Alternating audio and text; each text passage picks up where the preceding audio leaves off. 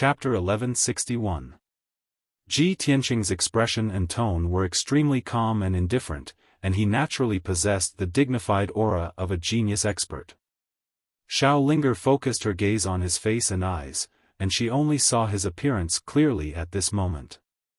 Her delicate figure instantly shook as her pupils dilated slightly, and her eyes revealed dense joy and excitement. When she was in the distance, she only saw that Ji Tianqing's strength was formidable, his figure tall and handsome, and his entire body had an oppressive heroic aura that was like a sharp sword. Only when she was close did she notice that not only was Ji Tianqing tall and handsome, he was also extremely handsome, with slanted brows and starry eyes, and his eyes were dazzling and vast like stars. No matter if it was Ji Tianqing's age, strength, bearing, or appearance, they completely matched the Prince Charming in Xiao Linger's heart. She stared blankly at Ji Tianqing and actually forgot to speak for a time, and she stared fixedly at him without blinking. Ji Tianqing's brows raised once more as he revealed a wisp of a puzzled expression. "Miss, what's the matter?" Only now did Xiao Linger return to her senses and notice that she'd lost her composure, and she instantly blushed before lowering her head shyly and timidly. "Young Master Tianqing, I'm Linger, I have a presumptuous request, and I wonder if I can obtain your agreement?" Ji Tianqing nodded lightly and said with an indifferent expression, "Please speak, Miss Linger. As for whether I agree or not, we'll discuss it later." Xiao Linger was even more delighted in her heart when she saw that he didn't refuse right away, and she hurriedly explained. "Young Master Tianqing, the matter is like this. My clan brother and I have to complete an extremely important matter, and we have no choice but to obtain the tailbone and eyeball of the cloud-striped beast. Unfortunately, our strengths are weak, and we've carefully planned for a long time before hiding nearby this mound and secretly observing for 2 days, yet we were unable to find an opportunity to make a move." Before she could finish speaking, Ji Tianqing had guessed her meaning, and he stretched out his hand to point at the cloud-striped beast's corpse as he said, "I'm not interested in the cloud-striped beast's corpse. If Miss Linger wants it, then please dig it up yourself." Seeing him agree to this matter, Xiao Linger's beautiful face revealed a smile that was like a flower, and she bowed with a heart full of excitement. "Thank you, young Master Tianqing. You've helped me greatly. Thank you so much." Ji Tianqing only nodded at her and didn't say anything. He turned around and flew into the sky, following Xiao Han into the distance. Xiao Linger wasn't in a hurry to dig out the tailbone and eyeballs of the cloud-streak beast. She stood in the sky as she stared fixedly at Ji Tianqing's figure that vanished into the horizon, and she was still unwilling to withdraw her gaze.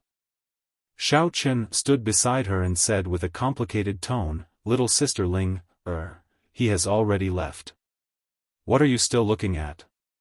Let's quickly dig out the tailbone and eyeball of the cloud-spot beast. If we're late and other demonic beasts come over, we won't have a chance." Only now did Xiao Linger return to her senses. She withdrew her gaze with some reluctance, and then she took out her sword to rummage through the cloud-streak beast's corpse. As she dug out the tailbone and eyeballs of the cloud-streak beast, she still had a pensive look on her face, seemingly distracted. Xiao Chen understood her character the best. He couldn't help but tease her, "Little sister Ling, looking at your distracted appearance, you couldn't have fallen for that young master, right?" Xiao Linger's face turned red, and a trace of embarrassment flashed in her eyes. However, she did not shrink back. She glared at Xiao Chen angrily and said unhappily, "So what if I did? Young Master Tianqing is not only strong, but his appearance and temperament are also first-rate. His character is as gentle as jade. He is definitely one of the most elegant young masters in the world.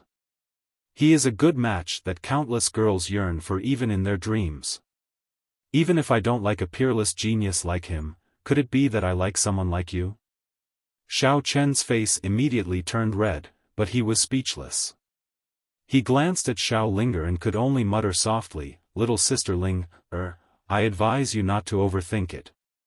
No matter how perfect that young master is, he is just a passerby.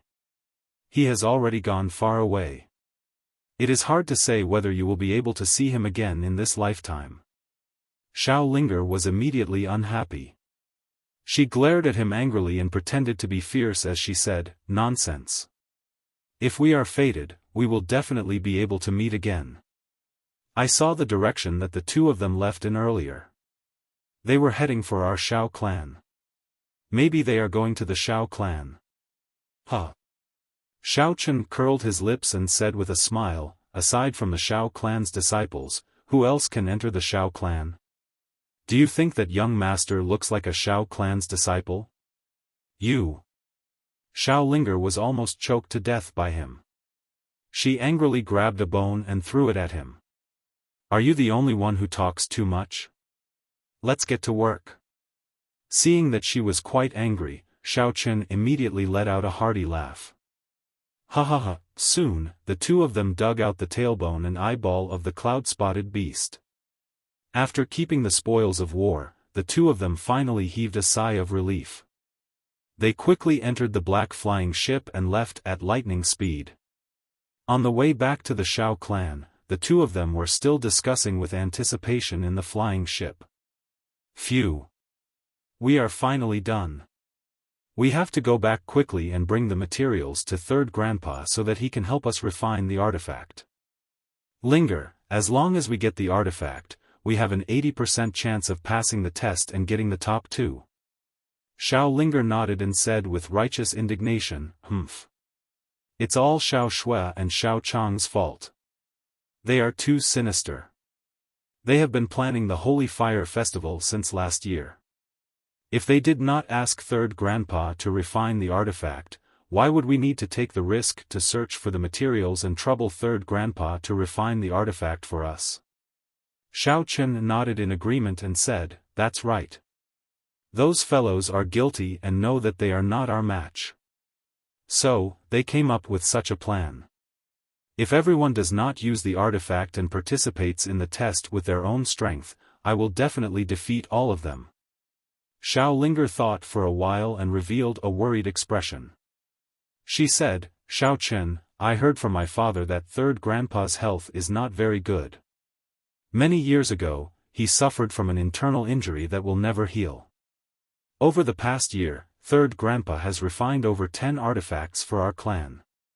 His injury has already relapsed and his situation is very bad. I am really worried that after we find the materials, Third Grandpa will not be able to refine the artifact for us. However, I am more worried about Third Grandpa's injury." Xiao Chen was silent for a moment before he sighed with a complicated tone, "I hope Third Grandpa is fine. Otherwise, our wish of over 10 years will go down the drain." Unknowingly, a night passed. On the morning of the second day, the black flying ship flew continuously for 80,000 miles and finally arrived in the sky above a huge black quagmire. In the middle of this black quagmire with a circumference of 10,000 miles, there were 2 adjacent mounds. They were covered in lush shrubs and forests. These 2 black quagmires were the entrances to the Xiao clan's territory. They were called the Gemini Islands. When the black flying ship arrived in the sky above the Gemini Islands, Xiao Chen and Xiao Linger flew out. The two of them were about to land on the mound and take out their tokens to open the entrance. Suddenly, they saw a dazzling white light in the sky between the Gemini Islands. It condensed into a wide door of light. Chapter 1162. When Xiao Chen and Xiao Linger saw the 2 figures, they were stunned. The 2 of them revealed an expression of disbelief. Xiao Chen even rubbed his eyes as if he had seen a ghost. After a long time, the door of white light disappeared. Only then did the 2 of them come back to their senses. The 2 of them looked at each other in dismay. Their expressions were very strange. Xiao Chen frowned and asked in a complicated tone, "Little sister Ling did I see wrongly? Are they really those 2 people?" "Yes, yes." Xiao Linger nodded repeatedly. Her eyes flickered with excitement as she waved her little fists excitedly. "Great! I really hit the nail on the head. Young Master Tianqing really came to the Shao clan. I didn't expect that we would be able to meet again so soon. Xiao Chen didn't know whether to laugh or cry as he looked at her. He teased, "Little sister Ling is your mouth blessed? How could you be right about such things? However, I am thinking, who exactly are they? It is impossible for outsiders to enter the Shao clan. Could they really be disciples of the Shao clan?" Xiao Ling'er's imagination ran wild. She suddenly thought of something and said, "Our Shao clan has existed for more than 1,000 years. We have already spread our branches and leaves and developed very strong. Perhaps their elders were once disciples of the Shao clan and left for the Central Province continent a few hundred years ago. Now that a few hundred years have passed, a peerless genius appeared among their juniors. Therefore, they wanted to return to the Shao clan to pay respects to the old ancestor." Xiao Chen originally felt that it was very absurd. However, after thinking carefully, he nodded in agreement and said, "Yes, that is very possible. Little sister Ling you are still the smart one. Don't be in a daze. Let's go back quickly and find out who they are." Xiao Ling grabbed his arm and impatiently flew to the Twin Islands to activate the formation door of light. The two of them took out their identity tokens and executed the Shao clan's formation techniques. Soon, they activated the barrier formation. After a while, a dazzling white light lit up in the middle of the Twin Islands and condensed into a wide door of light. The two of them quickly entered the door of light and disappeared with a whoosh. Ji Tianqing and Xiaofan flew side by side in the sky. They were not very fast. As they hurried, they admired the scenery around them. On the ground, there was a vast grassland that stretched as far as the eye could see. The grass was waist-high, and there were many small trees with flowers and fruits in the grass. 100 miles ahead was a majestic mountain range that stretched for nearly 1,000 miles. It was like a gray dragon lying on the ground.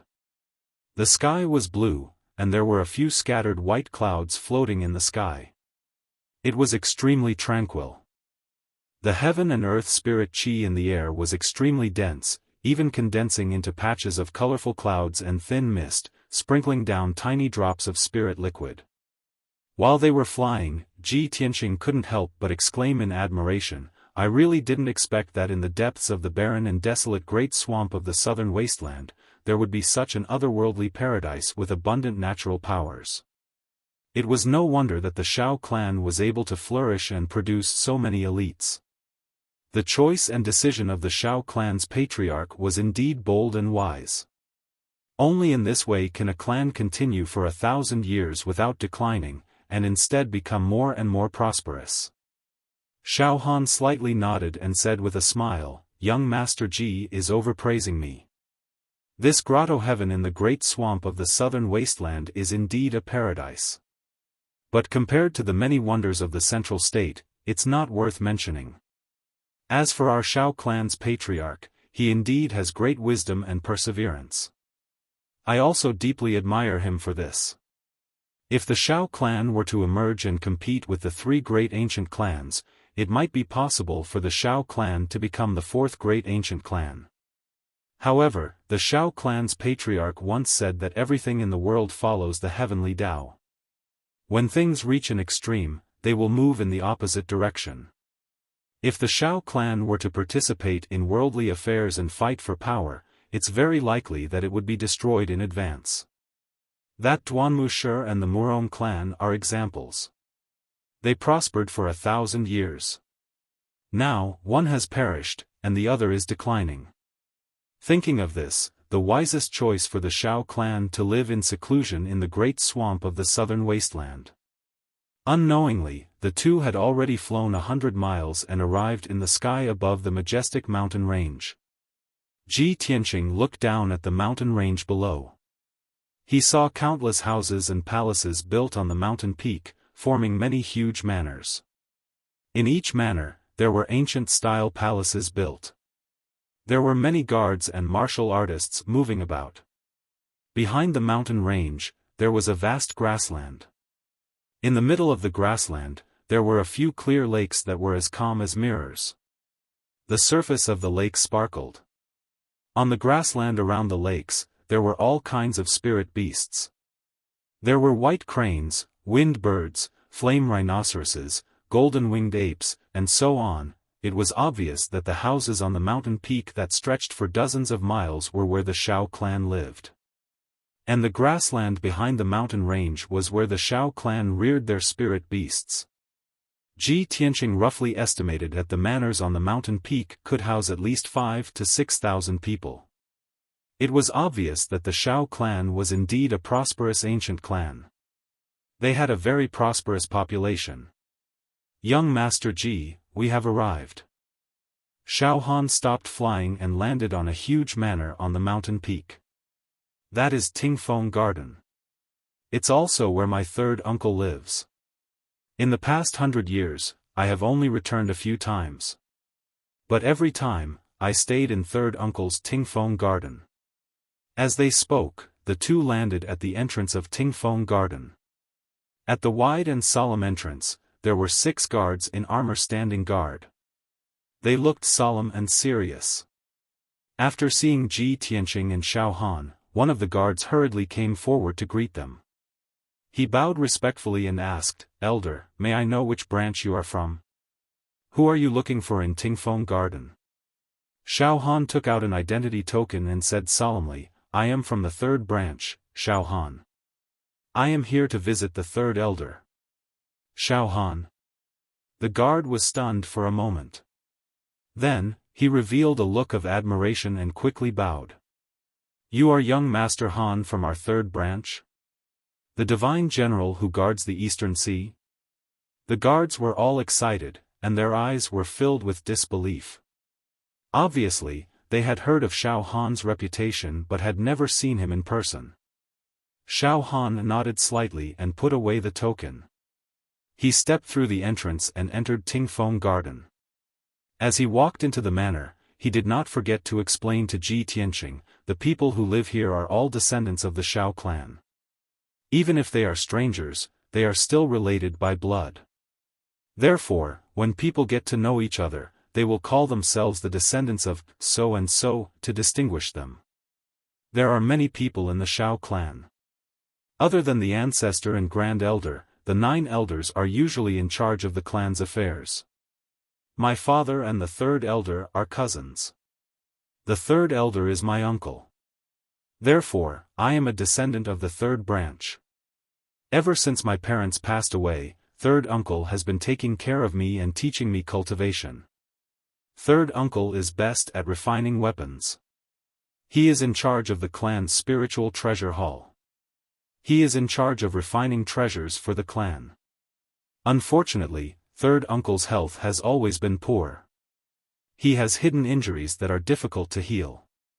I have been worried but have not had the time to visit him. I am ashamed to say that." Chapter 1163. After a while, Ji Tianqing followed Xiaohan into the main hall of Tingfeng Garden. The guard went to report the news, and the two of them sat down in the main hall to drink tea and wait patiently. Not long after, the guard returned with a white-haired old man in a white robe. The old man was 6 feet tall, and his body was a little stooped. He held a walking stick in his hand, and his footsteps were a little unsteady. His face was withered and aged, and he looked like he had one foot in the grave and was on the verge of death. His weathered face was full of wrinkles, and his sunken eyes were a little dim.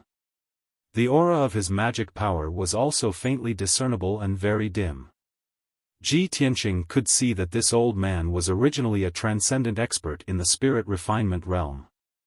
However, the old man was already old, and his body was plagued with internal injuries and hidden illnesses. His vitality was withered, and his soul power was weak. He did not have much time left. Seeing the old man in this state, Xiaohan immediately stood up with an expression of disbelief, and called out in a worried tone. "Third uncle. Your injuries, did they relapse?" As he spoke, he quickly went up and helped the white-haired old man to the main seat. The white-haired old man was the third elder. After he slowly sat down, his withered face squeezed out a smile, and he looked kindly at Xiaofan. He nodded and said, "Xiaofan, you're finally back. I haven't seen you for more than 20 years, and you haven't changed at all. Seeing that you're getting better and better, this old man is relieved." Cough, cough, cough. As he spoke, the third elder coughed violently. He used a handkerchief to cover his mouth, and a dark red bloodstain could be seen on the white handkerchief. It was a shocking sight.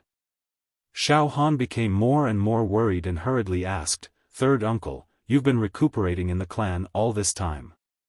Why did your injuries relapse and worsen? Did something happen?" The third elder forced out a kind smile and waved his hand. "Nothing happened, it's just that I'm old and weak, and I can't take it anymore." Before he could finish, the guard beside him couldn't help but mutter, "Third elder's body isn't good to begin with, and when the clan needs a set of 6 directions magic treasure, third elder can only work hard to refine it, and because of this, his vitality is greatly damaged. Yet, those young masters and young ladies keep begging third elder to refine magic treasures for them so that they can get a good ranking in the Holy Fire Festival examination." This guard was the captain of the Tingfeng Gardens Guards and a trusted aide of the third elder. Of course, he knew the real reason. He was very clear about the third elder's injuries and situation. He was worried and angry, so he couldn't help but say it.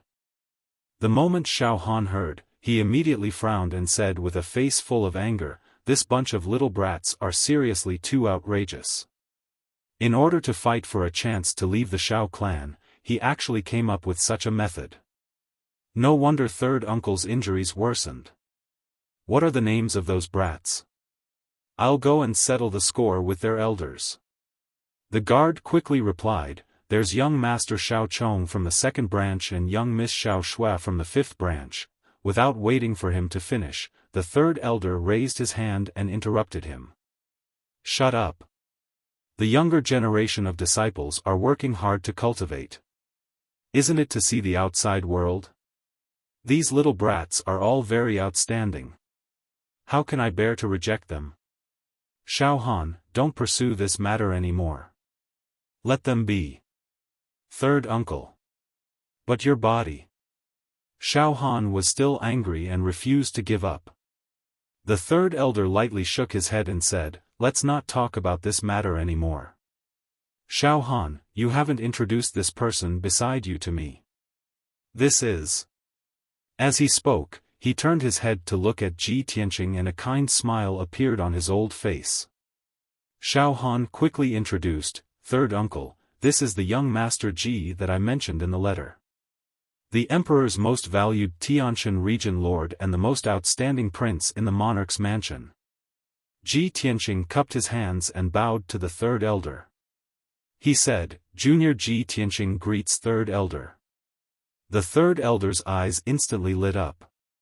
He nodded happily and said, "Good.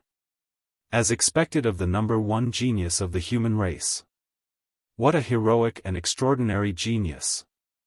Ji Tianqing smiled kindly and said modestly, "Third elder is too kind."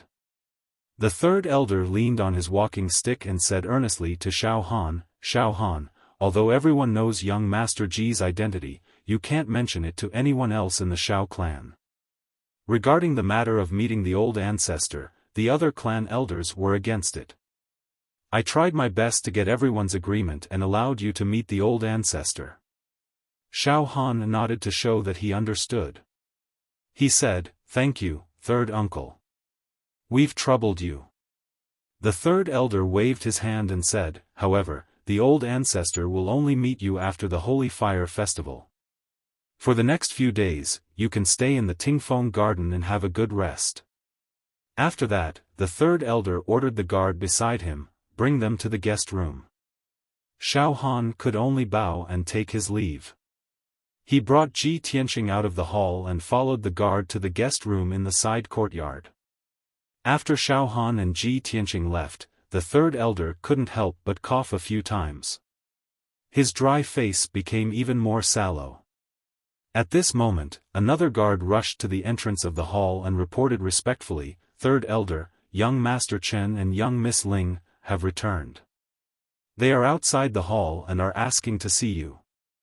When the third elder heard this, he quickly wiped the blood from the corner of his mouth and said calmly, "Let them in." That guard turned and left. Soon, he brought a young man and a young woman into the hall. This young man and woman were Xiao Chen and Xiao Ling. After the two entered the hall, they stood in front of the third elder and bowed obediently with a smile on their faces. Chen greets third elder. Ling greets third grandpa. The third elder looked at the two of them kindly and nodded slightly. He said with a gratified tone, "The two of you are finally back. Fortunately, you are safe and sound. Did you find the cloud-spotted beast?"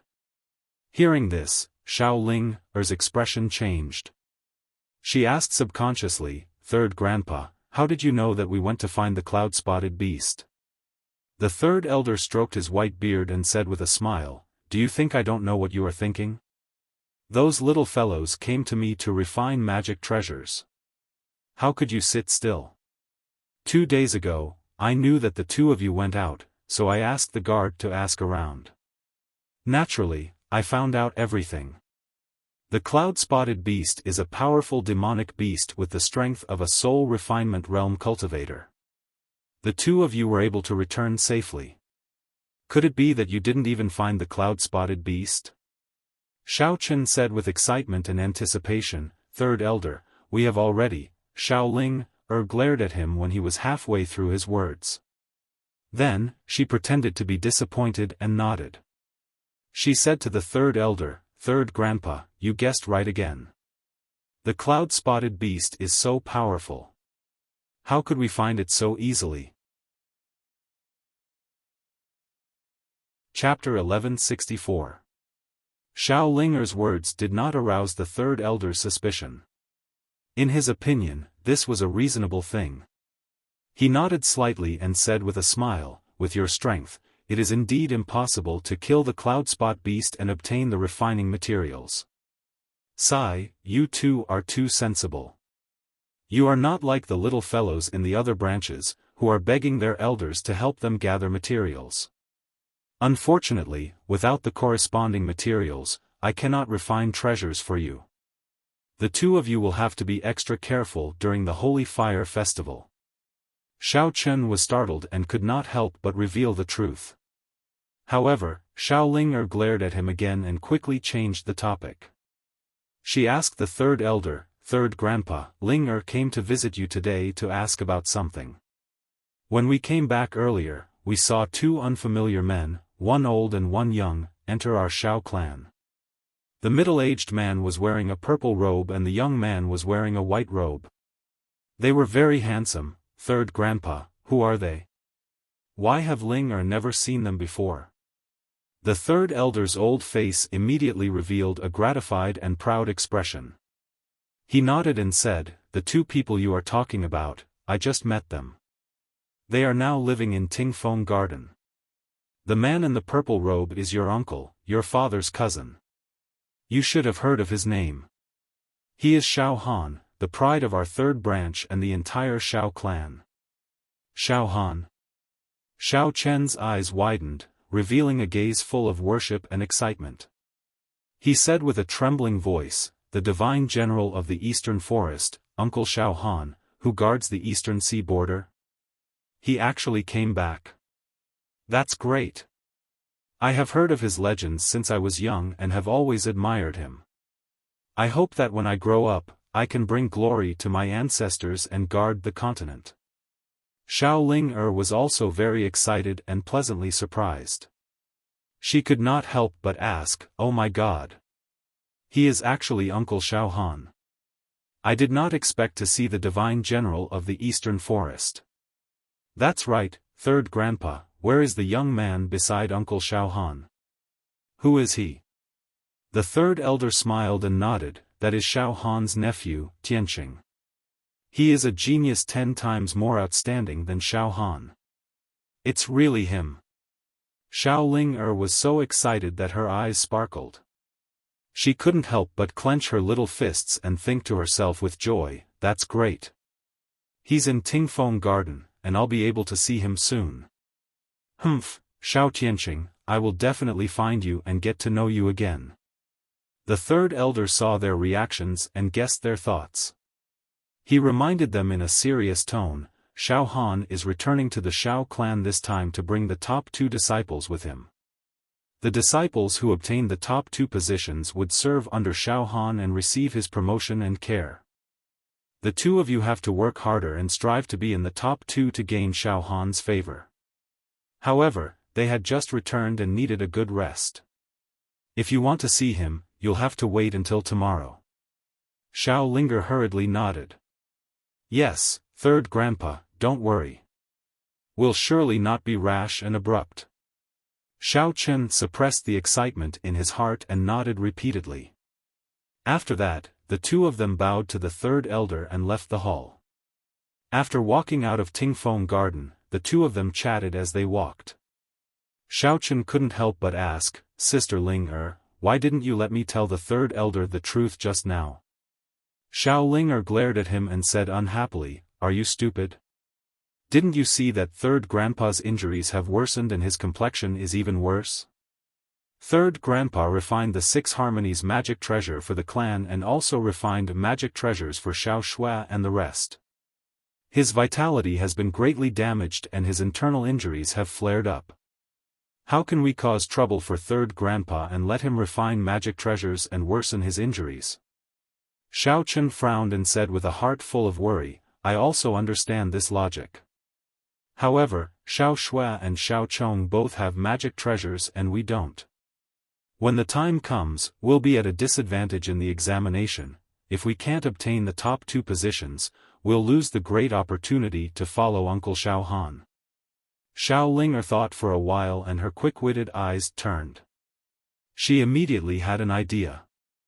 Xiao Chen, how about this? Tomorrow, we'll go pay a visit to Uncle Xiaofan and sound him out. If there's a chance, we'll hint to Uncle Xiaofan and let him set the rules of the examination. We're not allowed to borrow external forces or use magic treasures. Xiao Chen's eyes immediately lit up and he nodded repeatedly, hey, this idea is not bad. This is very fair to everyone. Just as he finished speaking, a disdainful sneer came from the front. He. Only the weak have extravagant hopes for fairness. Suddenly hearing these words, Xiao Chen and Xiao Ling stopped in their tracks and raised their heads to look forward. They saw that on the bluestone road in front of them, there were 3 young men and women walking towards them. The young woman walking in the middle wore a blue dress and held a silver sword in her left hand. This woman was tall and had a cold temperament. However, her face was slightly ordinary and could only be considered average. She was the genius of the 5th branch, Xiao Shui.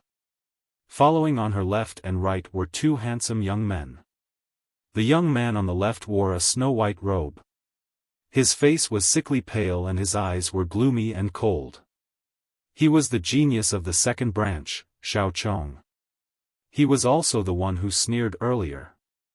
The young man on the right wore a fiery red robe. He was the genius of the 4th branch, Xiao Ku. He was tall and sturdy with a dignified appearance. His entire body emitted a valiant and wild aura. These 3 young men and women, in addition to Xiao Chen and Xiao Ling were the most outstanding geniuses of the Xiao clan's younger generation.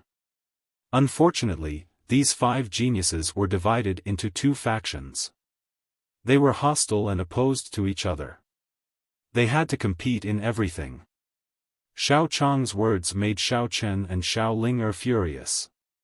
Their eyes turned cold.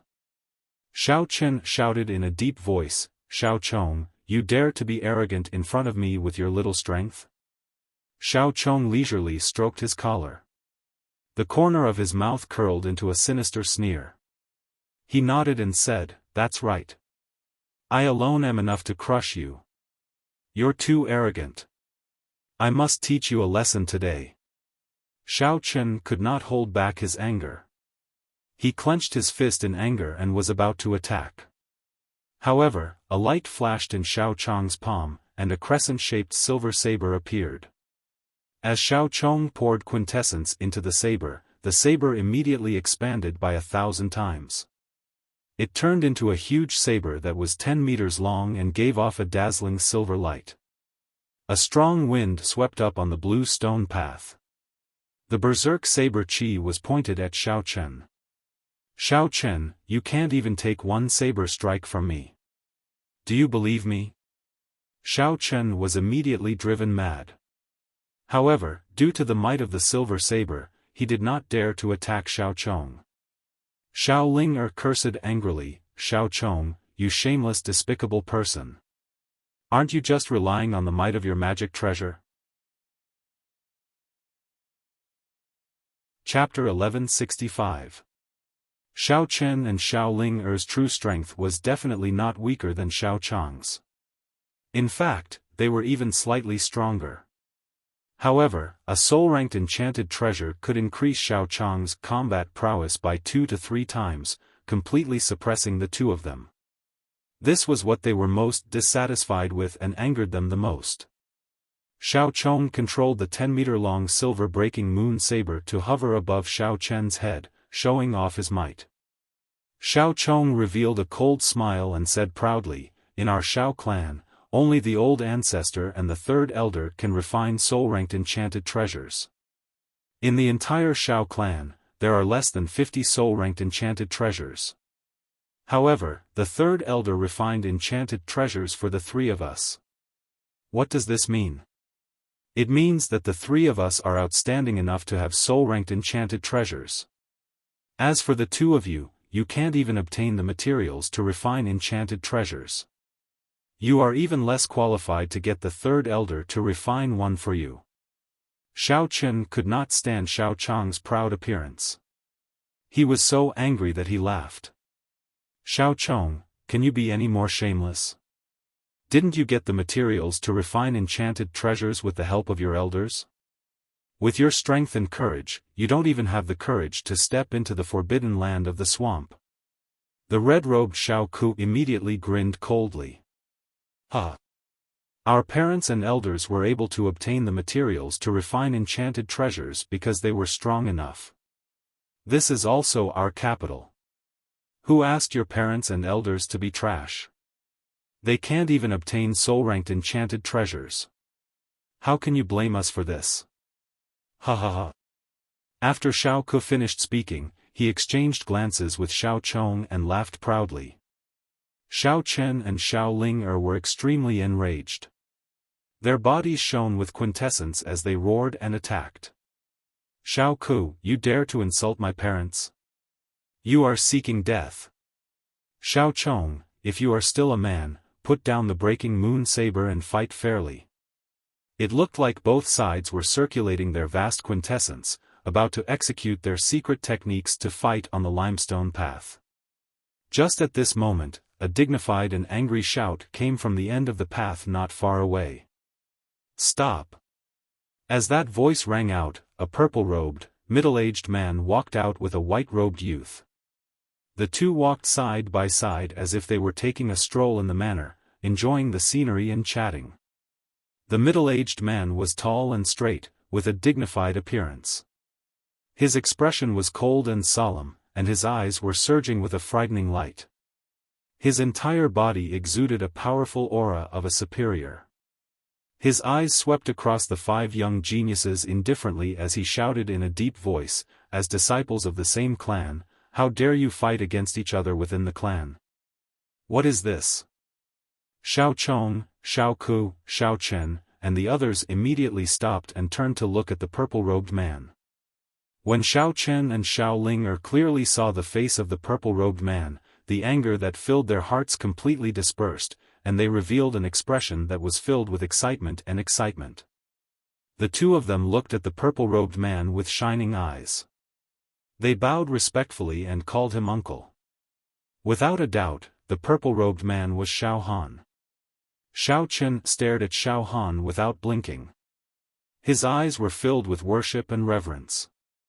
Xiao Linger's gaze instead descended onto Ji Tianqing, who was beside Xiao Han, and she carefully sized him up. Although Xiao Chong, Xiao Ku and Xiao Shui did not recognize Xiaohan, they knew that he was an elder of the Xiao clan. The three of them stopped and withdrew their weapons and magic treasures. Xiao Chong glanced at Xiaohan and looked at Xiao Chen with contempt. He shouted in a low voice, "Xiao Chen, consider yourself lucky today. With an elder present, this young master will spare you this time. 3 days later, during the Holy Fire Festival's test, I will definitely defeat you in front of everyone and make you roll off the stage like a dog." After he finished speaking, he turned around and left with Xiao Ku and Xiao Shui, swaggering away. From the beginning to the end, they only glanced at Xiaohan and Ji Tianqing. They did not put the two of them in their eyes.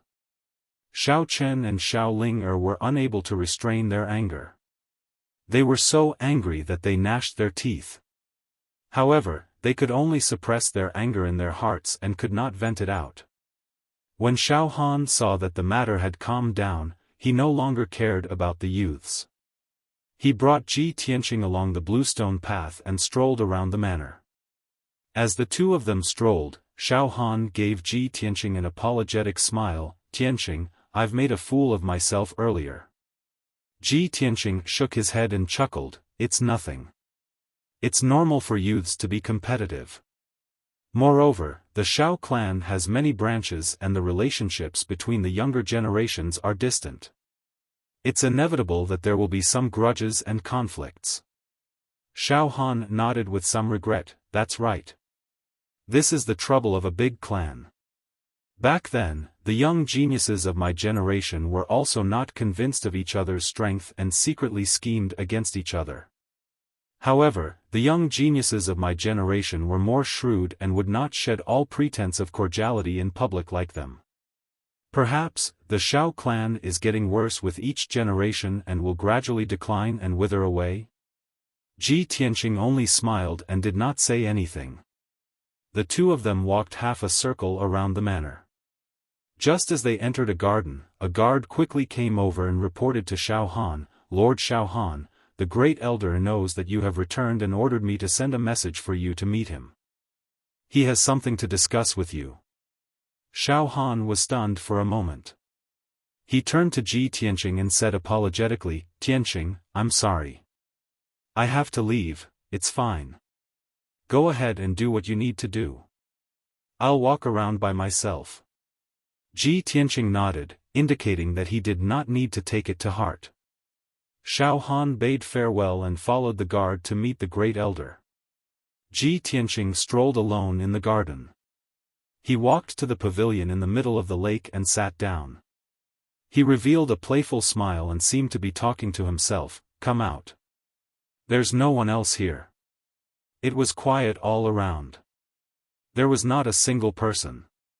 He raised his eyebrows and stared at the rockery by the lake with playful eyes.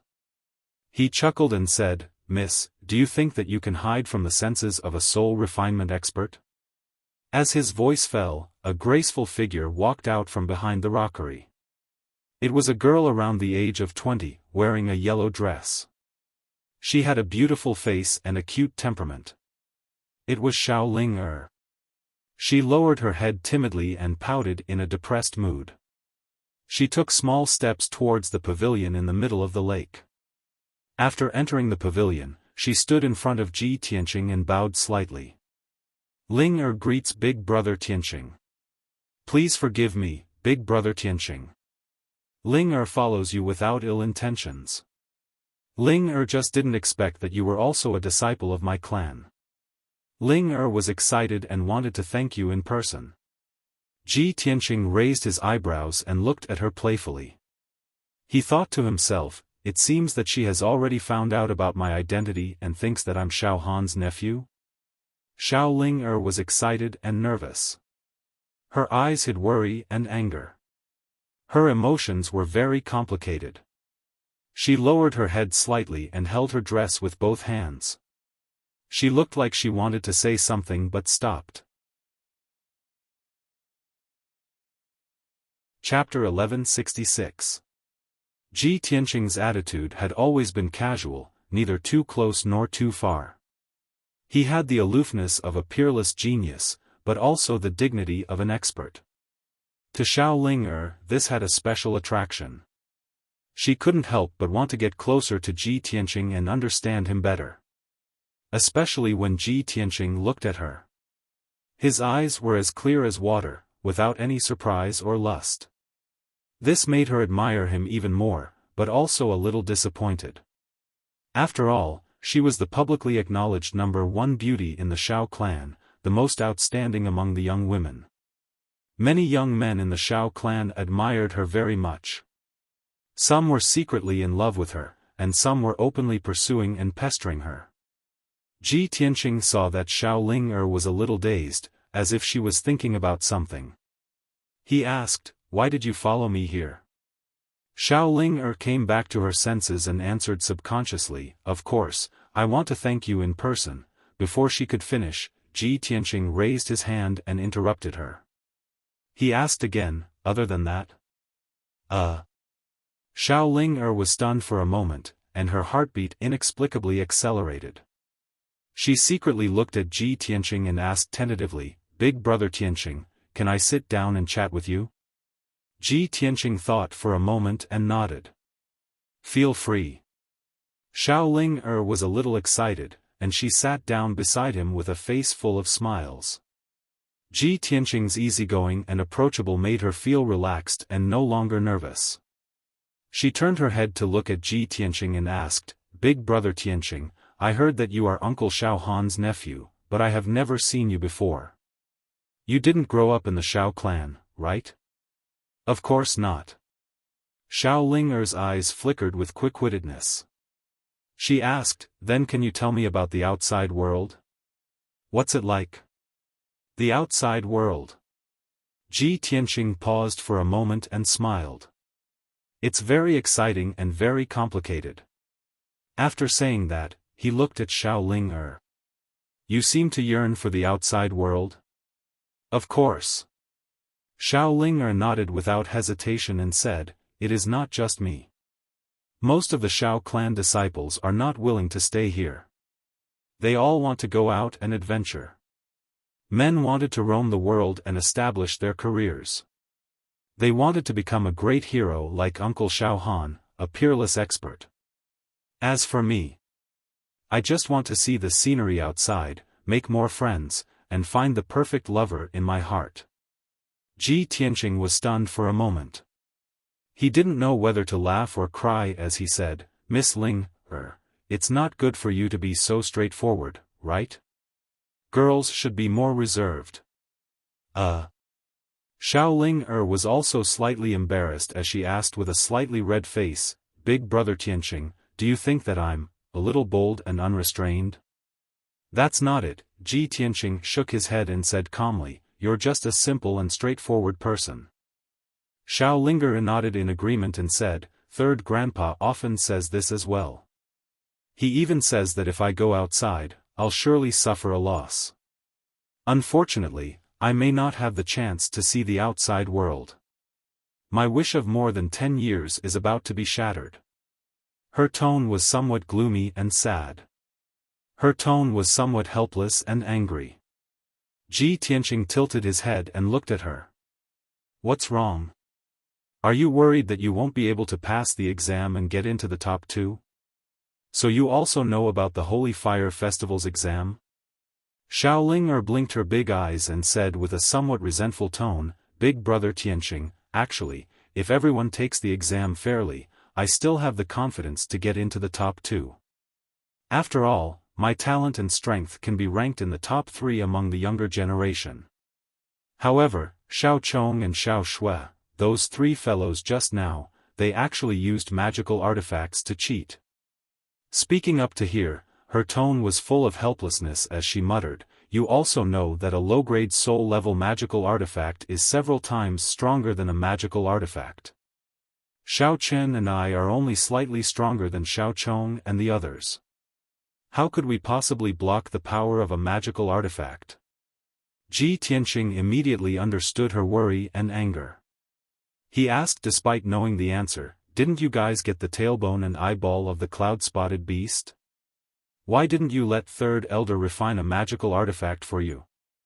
Xiao Ling shook her head and said with a heart full of worry, Third Grandfather's internal injuries have relapsed. His condition is very bad. He is already in so much pain. How could we cause him more trouble? Ji Tianqing asked back, so, you would rather accept the result of failing the exam than aggravate Third Elder's injuries? Xiao Ling nodded and said, Xiao Chong and Xiao Shui aren't from the third branch. Of course, they wouldn't care about Third Grandfather's condition. However, we can't do that. Hearing her say this, Ji Tianqing couldn't help but look at her again. A hint of admiration flashed through his eyes. Although this matter had nothing to do with him, the kindness and care of human nature was always worthy of praise and admiration. At this moment, the sound of footsteps suddenly came from the cobblestone path beside the lake. Two handsome young men walked out side by side. As they walked, they whispered to each other. One of them was wearing a white robe, and the other was wearing a red robe. They were Xiao Chong and Xiao Ku. When Ji Tianqing raised his head and looked at them, they also stopped and saw Ji Tianqing and Xiao Ling in the pavilion. Xiao Chong was startled. His pale face immediately revealed a disdainful sneer. He said with a disdainful tone, "Oh my, everyone thought that the number one beauty, Xiao Ling was pure as ice and pure as jade. I didn't expect that Xiao Ling also had feelings for love. She met her lover in broad daylight and hid here to whisper sweet nothings. TSK TSK TSK. Xiao Chong's eyes were very sinister, and his tone was also very strange. It was unbearable. Xiao Ku glanced at Ji Tianqing and curled his lips. Xiao Ling there are so many young talents in the Xiao clan's main branch. For example, Xiao Chong and I, but you didn't choose any of them. In the end, you chose a branch disciple from outside. Aren't you inserting a flower into cow dung?" After saying that, he even cast a contemptuous look at Ji Tianqing and shouted coldly, "Brat, this is the Xiao clan. It's already an honor for you, a branch disciple, to be able to return here. You better behave yourself and don't have any improper thoughts. Otherwise, I'll throw you out." How could Xiao Ling tolerate the two of them slandering her like this? She stood up and scolded with a frosty face, "Xiao Chong, Xiao Ku. You two bastards, don't slander me and sully my innocence." Xiao Chong curled his lips and said with a strange tone, "Little sister Ling don't exaggerate. I didn't even touch the corner of your clothes. How can I sully your innocence? Could it be that I use my eyes? You. Xiao Chong, you're courting death." Xiao Ling was so furious that she almost went berserk. Dazzling true essence surged all over her body, and she was about to make a move immediately. As a pure girl, how could she be humiliated and molested in front of her like this? Chapter 1167. A bright light flashed in Xiao Ling's palm, and a dark golden sword appeared. She held the scabbard in her left hand and the sword hilt in her right hand. She was about to draw the sword in a fit of anger. At this moment, a warm and powerful palm pressed on the sword hilt and pushed the sword back into the scabbard.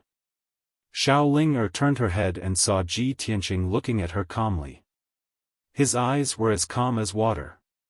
She didn't know why, but when she saw Ji Tianqing's deep eyes, the anger and murderous intent in her heart instantly dissipated, and she calmed down. Ji Tianqing was still sitting on the stone bench in the pavilion. He glanced at Xiao Chong and Xiao Ku indifferently and asked Xiao Ling, "If I didn't guess wrongly, these two clowns pursued you before, but you rejected them, right?" Xiao Ling was startled for a moment. She didn't understand what he meant, so she answered truthfully, "That's right. I would rather die than agree to such disgusting and despicable people like them." Ji Tianqing revealed an expression of deep understanding. He nodded and said, "That's indeed the case. Such small flies don't even have the qualifications to carry your shoes." Xiao Ling saw his serious face and couldn't help but blink her big clear eyes. Her heartbeat suddenly sped up, and she felt an inexplicable happiness and joy. Xiao Chong and Xiao Ku were so angry that their noses were crooked. They were so humiliated that their faces and ears turned red. Both of them flew into a rage. They glared fiercely at Ji Tianqing and scolded, "Brat, who are you? How dare you insult this young master? Wild brat from the outside, how dare you be so presumptuous in our Xiao clan? You're dead meat." No matter how the two of them scolded, Ji Tianqing's expression remained calm. His eyes were indifferent, as if he was looking at two ants. After the two of them scolded for a while and stopped to catch their breath, he said in a pitiful tone, "Two ant-like trash. You've become so deranged after being poked in your sore spot. How sad." Xiao Chong's face turned red with anger. He pointed at Ji Tianqing and shouted, "Brat, don't talk nonsense with this young master. If you have the guts, come to the arena with this young master. Let's fight in front of everyone. You're pissing me off. I'm going to break all 5 of your legs and make sure you don't have any descendants." Xiao Ku also hooked his finger at him and said provocatively, "Kid, if you're still a man, then fight with me." Xiao Ling couldn't bear to see the two of them being so arrogant. She couldn't bear to see the two of them profaning the Prince Charming in her heart. Instantly, killing intent surged violently from her entire body. Ji Tianqing was still as calm as ever, without the slightest hint of anger. Xiao Ling saw his reaction and asked doubtfully, "Big brother Tianqing, those two bastards provoked you like this. Could it be that you're not angry?" Ji Tianqing glanced at Xiao Chong and Xiao Ku with disdain. He said indifferently, "There are too many people who want to challenge me. If there aren't 100,000, there are at least 80,000. If I paid attention to every single one of them, wouldn't I be unable to do anything? Moreover, these two reptiles are not qualified for me to make a move. It's their honor for me to look at them." Ji Tianqing's expression was very serious. His tone was very certain and confident. It was as if he was stating a fact, a truth. Xiao Chong and Xiao Ku were so angry that they almost vomited blood. They were so angry that they almost went berserk. Xiao Ling felt that it made sense. She nodded in agreement and said, "I see. Looks like Big Brother Tianqing usually encounters this kind of trouble, right?" "Yes." Ji Tianqing nodded calmly and said, "After all, the entire continent knows of my reputation and deeds. Who knows how many young geniuses want to challenge me and make a name for themselves in one battle." Xiao Ling's eyes were filled with longing. She clenched her pink little fists excitedly. She couldn't imagine how awe-inspiring it would be for someone as famous as Ji Tianqing to be the center of attention wherever he went. This also made her look forward to the outside world even more. Xiao Chong and Xiao Ku were so angry that they laughed. Their faces were distorted. "Ha ha ha. I've lived for so long, but this is the first time I've seen such a shameless person. Kid, your ability to boast and be shameless is indeed the best in the world. It's really unprecedented and will never be surpassed. Xiao Ling, so this is the person you've chosen. I'm dying of laughter. The two of you will definitely become the shame of the Xiao clan." Just as the two of them were cursing angrily, a purple figure walked over from the small path. He arrived at the lakeside with one step. The newcomer was dressed in a purple robe.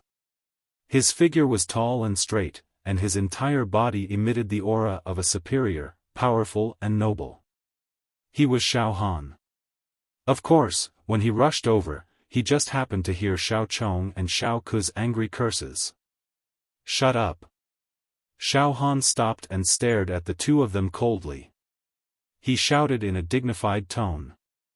Xiao Chong and Xiao Ku immediately turned around and looked at Xiaofan with unfriendly eyes.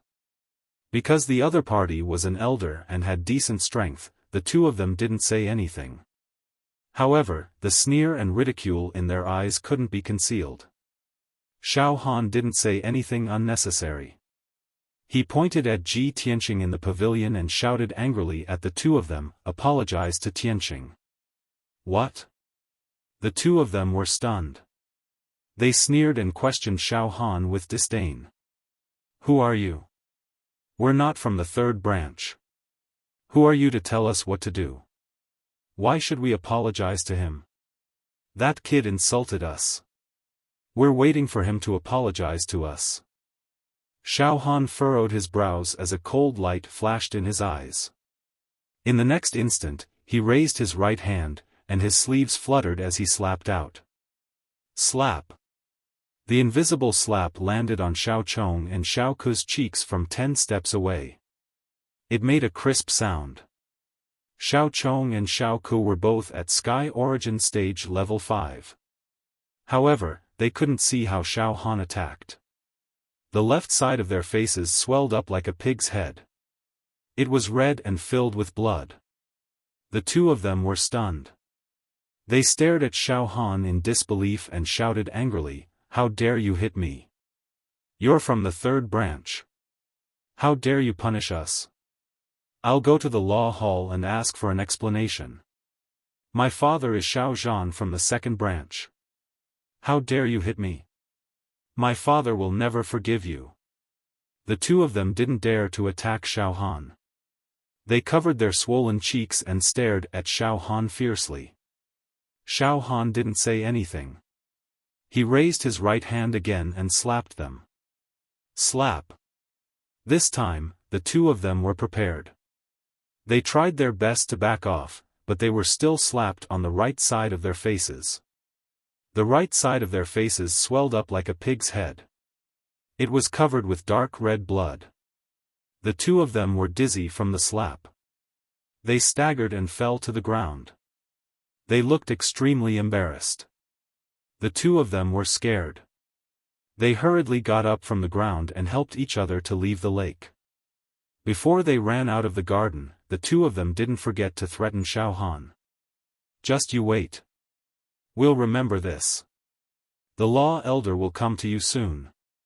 Just you wait." Xiaofan coldly shouted, "Go and find the law elder. Also, tell Xiao Zhan to come find me and ask for punishment."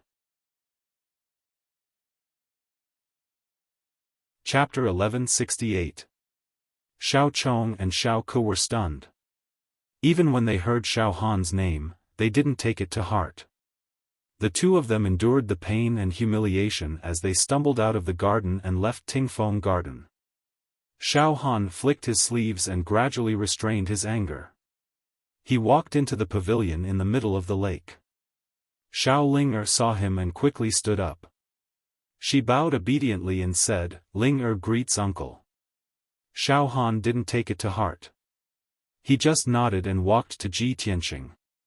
He said apologetically, "Tianqing, the first elder and I were discussing the Holy Fire Festival and delayed some time. I didn't expect that not long after I left, those two little bastards dared to humiliate you. I'm really sorry." Obviously, Xiaofan was worried that Xiao Chong and Xiao Ke would anger Ji Tianqing and cause him to harbor resentment. If he caused trouble in the Xiao clan, the entire Xiao clan wouldn't have peace. The Duanmu clan and Murong clan were examples. Xiaofan was very clear about Ji Tianqing's terrifying power. Fortunately, Ji Tianqing waved his hand and said calmly, "You don't have to take it to heart. Among the younger generation, the one who can humiliate me hasn't been born yet." Xiaofan was stunned for a moment. He smiled and nodded. "That's right. In this world, who has the right to humiliate you? Blame those two little bastards for being blind. They're really frogs at the bottom of a well. They actually dared to be so presumptuous. Tianqing, this matter is also because you're magnanimous and didn't lower yourself to their level." Xiao Ling'er stood at the side and stared at Xiaofan and Ji Tianqing with her big clear eyes. A hint of doubt flashed in her eyes. She was very smart. Of course, she could see that Xiaofan's attitude toward Ji Tianqing was very respectful. It didn't seem like a senior to a nephew. It was more like a friend of the same generation. This made her very confused. She couldn't understand the reason. Xiaofan secretly heaved a sigh of relief when he saw that Ji Tianqing didn't take it to heart. He sat down beside Ji Tianqing and asked doubtfully, "Tianqing, who is this lady? Why are you here?" Ji Tianqing chuckled. "Logically speaking, this lady is your niece. You should be more familiar with her than me, right? I was bored wandering around Tingfeng Garden alone, so I decided to chat with her when I saw her here." Xiaofan said awkwardly, "I haven't been back for more than 20 years. How would I know these juniors?" Xiao Ling was extremely quick-witted. She hurriedly bowed and explained, "Uncle Xiaohan, I'm called Xiao Ling. My father is your cousin, called Xiao Jianlong. You should remember, right?" Only then did Xiaohan come to a realization. Looking at Xiao Ling in disbelief, he said with a nod, "So, it's Ilong's daughter." Who would have thought that after not seeing him for more than 20 years, Ilong's daughter has already grown up and is still so beautiful? This brat must have married a beautiful wife. Xiao Ling nodded repeatedly and said with a face full of pride, "Uncle, you should also know my mother. She is Xiao Ingmin from the 9th branch." Xiaohan stroked his beard with a faint smile and nodded repeatedly, saying, "Of course I know. Back then, I cultivated with your parents. At that time, your father took great care of your mother, circling around her all day. I didn't think that the two of them really got married." Sigh, several decades have passed in a flash. Talking about the past, Xiaohan revealed a look of reminiscence, full of sighs and emotions. Ji Tianqing listened silently by the side, interjecting a sentence or two from time to adjust the atmosphere. Xiao Ling got familiar with Xiaohan very quickly, calling him uncle affectionately. Xiaohan was also rather fond of her and treated her like his own niece. Ji Tianqing saw that the time was ripe and said to Xiaohan, "Oh right, Miss Ling was still talking to me earlier, saying that she has something to ask of you. Now that you're all present, let Miss Ling tell you personally." Xiaohan nodded with a smile and asked, "Ling what is it? Feel free to say it." Xiao Ling was also stunned. She stared blankly at Ji Tianqing and thought to herself, "When did I say these words to him?" Ji Tianqing smiled at her and reminded her, "Miss Ling didn't you say just now that the Holy Fire Festival's assessment is unfair and that some people can borrow the power of Dharma treasures?" Xiao Ling suddenly understood and cast a grateful look at him. She nodded repeatedly and said, "Yes, that's it." She grabbed Xiaohan's arm and pleaded pitifully, "Uncle, I heard that you're in charge of supervising this year's Holy Fire Festival's assessment, and you also have to guide the top 2 disciples in the assessment. I don't ask you to help me with anything, but I hope that you can change the assessment rules and prohibit everyone from using Dharma treasures. This will be fair to everyone." Xiaohan frowned and asked, "Ling the Holy Fire Festival is a tradition of the Xiao clan, and the assessment is also a rule set by the old ancestor. How can I have the authority to change it? Why don't you tell me what happened?" Thus, Xiao Ling narrated the whole story of the matter in full detail. After Xiaohan finished listening, he frowned with a grave expression. No wonder the 3rd elder's condition is so bad. This is really infuriating. But the 3rd elder doesn't know that 2 of the 3 juniors he helped with heart are mischievous villains. After a moment of silence, he sighed with a heart full of worry and said, "Ling I can understand your feelings, but I can't do anything about changing the assessment rules. The 3rd elder's body is already so bad, and he definitely can't help you refine Dharma treasures. How about this, I'll help you refine Dharma treasures. No, it's the Holy Fire Festival 3 days later. I can't make it in time even if I rush now." Xiao Ling immediately revealed a face full of disappointment and said with tears in her eyes, "Uncle, you're the Donglin Divine General. Could it be that even you can't help us?" Sigh. Xiaofan sighed deeply and was somewhat helpless. Ji Tianqing timely interrupted and reminded, Lord Divine General, you have so many soul tools and Dharma treasures. You can temporarily lend 2 to them. That won't do. Xiaohan and Xiaoling are rejected in unison. Xiaoling pouted and said, if we do that, it's also cheating. The nature is even worse than Xiao Chong and Xiao Shui. Xiaohan also nodded and said, yes, the assessment rules are that we can't rely on external forces, including other people's Dharma treasures and spirit pets. Ji Tianqing nodded slightly, indicating that he understood. He suddenly thought of something and raised his eyebrows and asked, Lord Divine General, since the assessment rules can't be changed, then if Miss Ling wants to win, she must use Dharma treasures. Moreover, this Dharma treasure can only come from the third elder.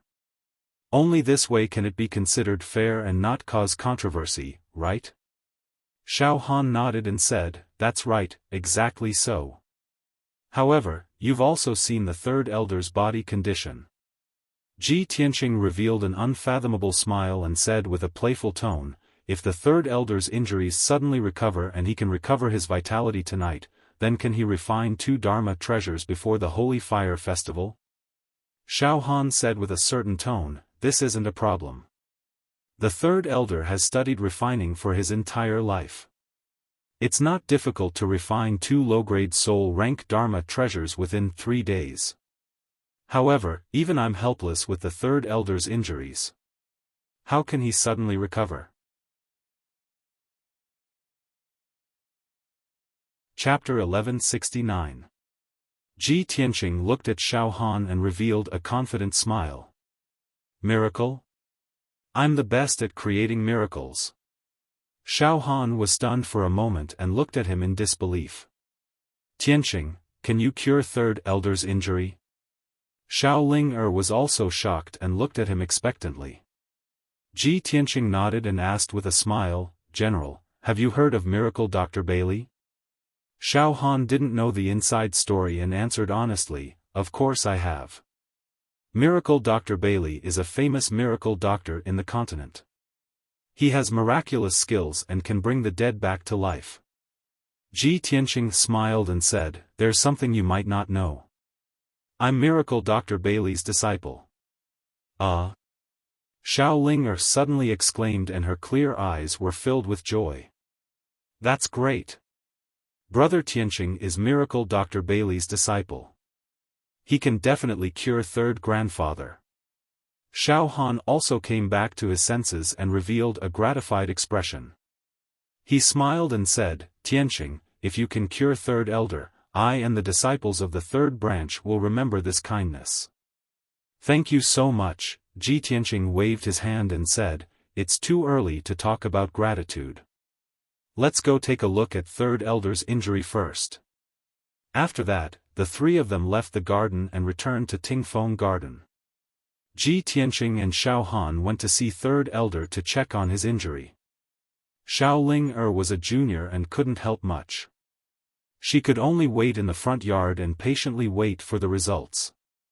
Third elder knew Ji Tianqing's true identity and heard that he was Miracle Dr. Bailey's disciple.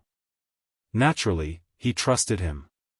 In the secret cultivation room, he calmly accepted Ji Tianqing's examination. Moreover, he told Ji Tianqing the reason and process of his hidden injury in detail. 100 years ago, he was exploring the ancient ruins in the depths of the Great Swamp and encountered a few life and death crises. There were powerful arrays and traps in the ancient ruins. He accidentally triggered them and was severely injured and almost lost his life. In addition, he also encountered a powerful and special demonic beast. He was beaten to death and barely escaped. That demonic beast contained a strong poison that corroded his internal organs and meridians, almost turning him into a pool of blood. Ever since he escaped that disaster, he had been quietly recuperating for the past few decades to slowly alleviate his injury. However, the injury that year affected his internal organs and soul and was basically difficult to heal. Usually, he had to use more than half of his power to suppress his injury. In the past year, he had consumed too much of his energy and his old qi was damaged. Of course, his old injury. Moreover, the injury had relapsed, and the situation had become very bad. The third elder estimated that with the condition of his body, he would not live for more than 3 years. Hearing this, Xiaofan was immediately filled with worry. He asked Ji Tianqing, "Tianqing, are you confident in curing third elder?" Ji Tianqing thought about it seriously, then nodded and said, "I have 90% confidence." "That's great." Xiaofan secretly clenched his fist and excitedly praised.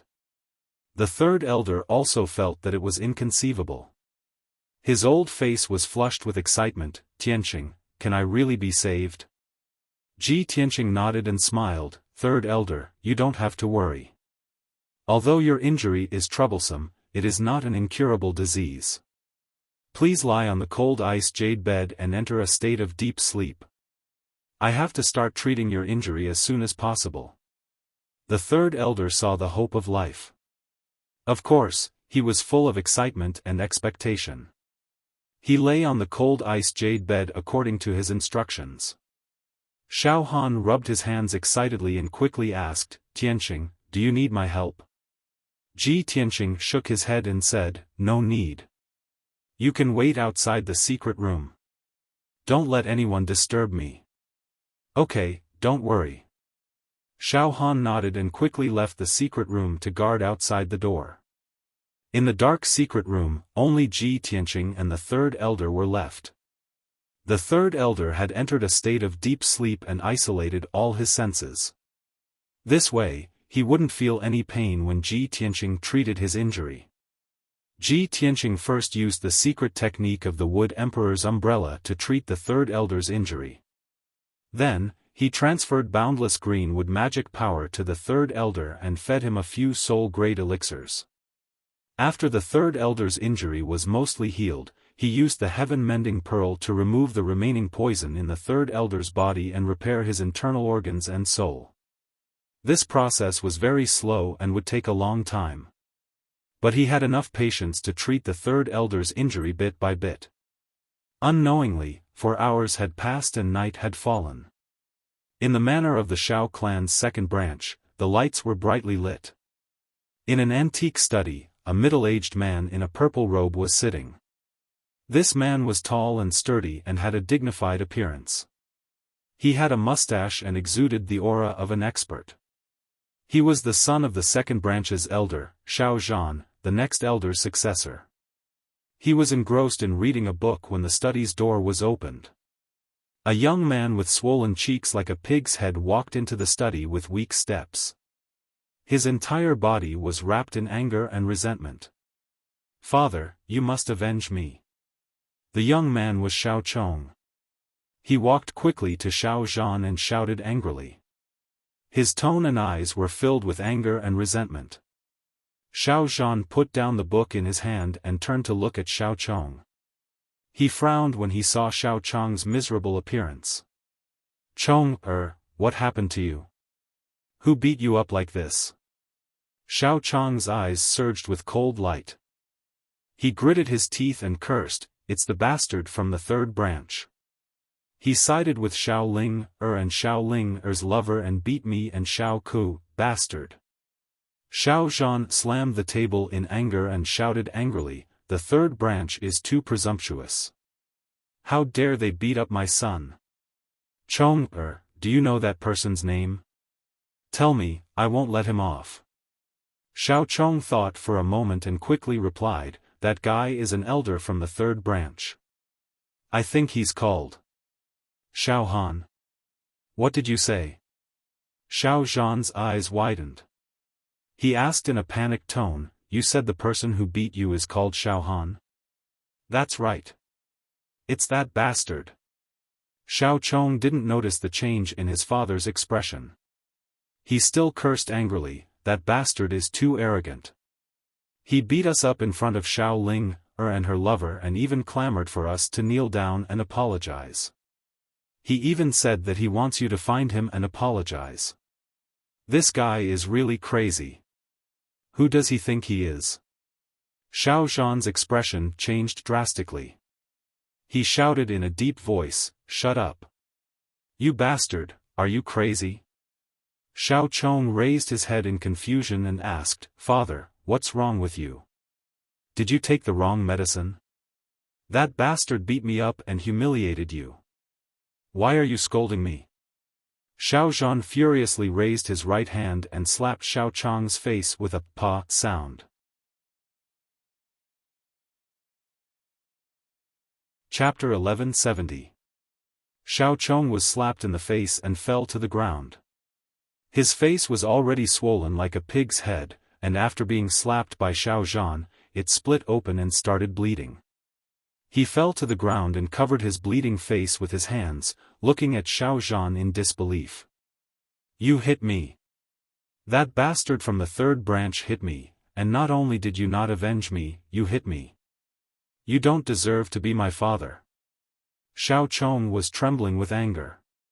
He stared at Xiaozhan with cold eyes and roared in a low voice. Xiaozhan was so angry that he almost vomited blood. He stood up with a bang, and his whole body was filled with rage. He scolded in a low voice, "Bastard, are you still so stubborn? Wake up for me and think carefully about the name, Xiaohan. What do I have to think about?" Xiaochong stared back at him and roared even more furiously, "Isn't he just a bastard from the third branch? Isn't he just living for a few more decades? You always brag about how powerful you are, but now that your son is being bullied, you don't even dare to fart. You only dare to hit me. I'm going to tell my mother, and I'm going to the law hall to ask the law elder to judge for me." As he spoke, Xiaochong got up from the ground and was about to rush out of the study. "Get back here!" Xiaozhan was so angry that his face turned purple. He waved his sleeves and pulled Xiaochong back. He grabbed Xiaochong's collar and shouted angrily, "Xiaochong! Are you trying to get us killed? Calm down and think about who Xiaohan is. He's the pride of the Xiao clan, the pillar of the Xiao clan. Is he someone you and I can offend?" The agitated Xiaochong suddenly thought of something when he heard Xiaozhan's reminder. "Xiaohan. Xiaohan. Is he that Donglin divine general?" Xiaozhan shouted in a cold voice, "Nonsense. Who else could it be? It's him." Xiaochong was dumbfounded. He stood there with his mouth agape, and the anger in his heart disappeared. It was as if a bucket of cold water had been poured over his head. He felt cold from head to toe, and even his back was cold.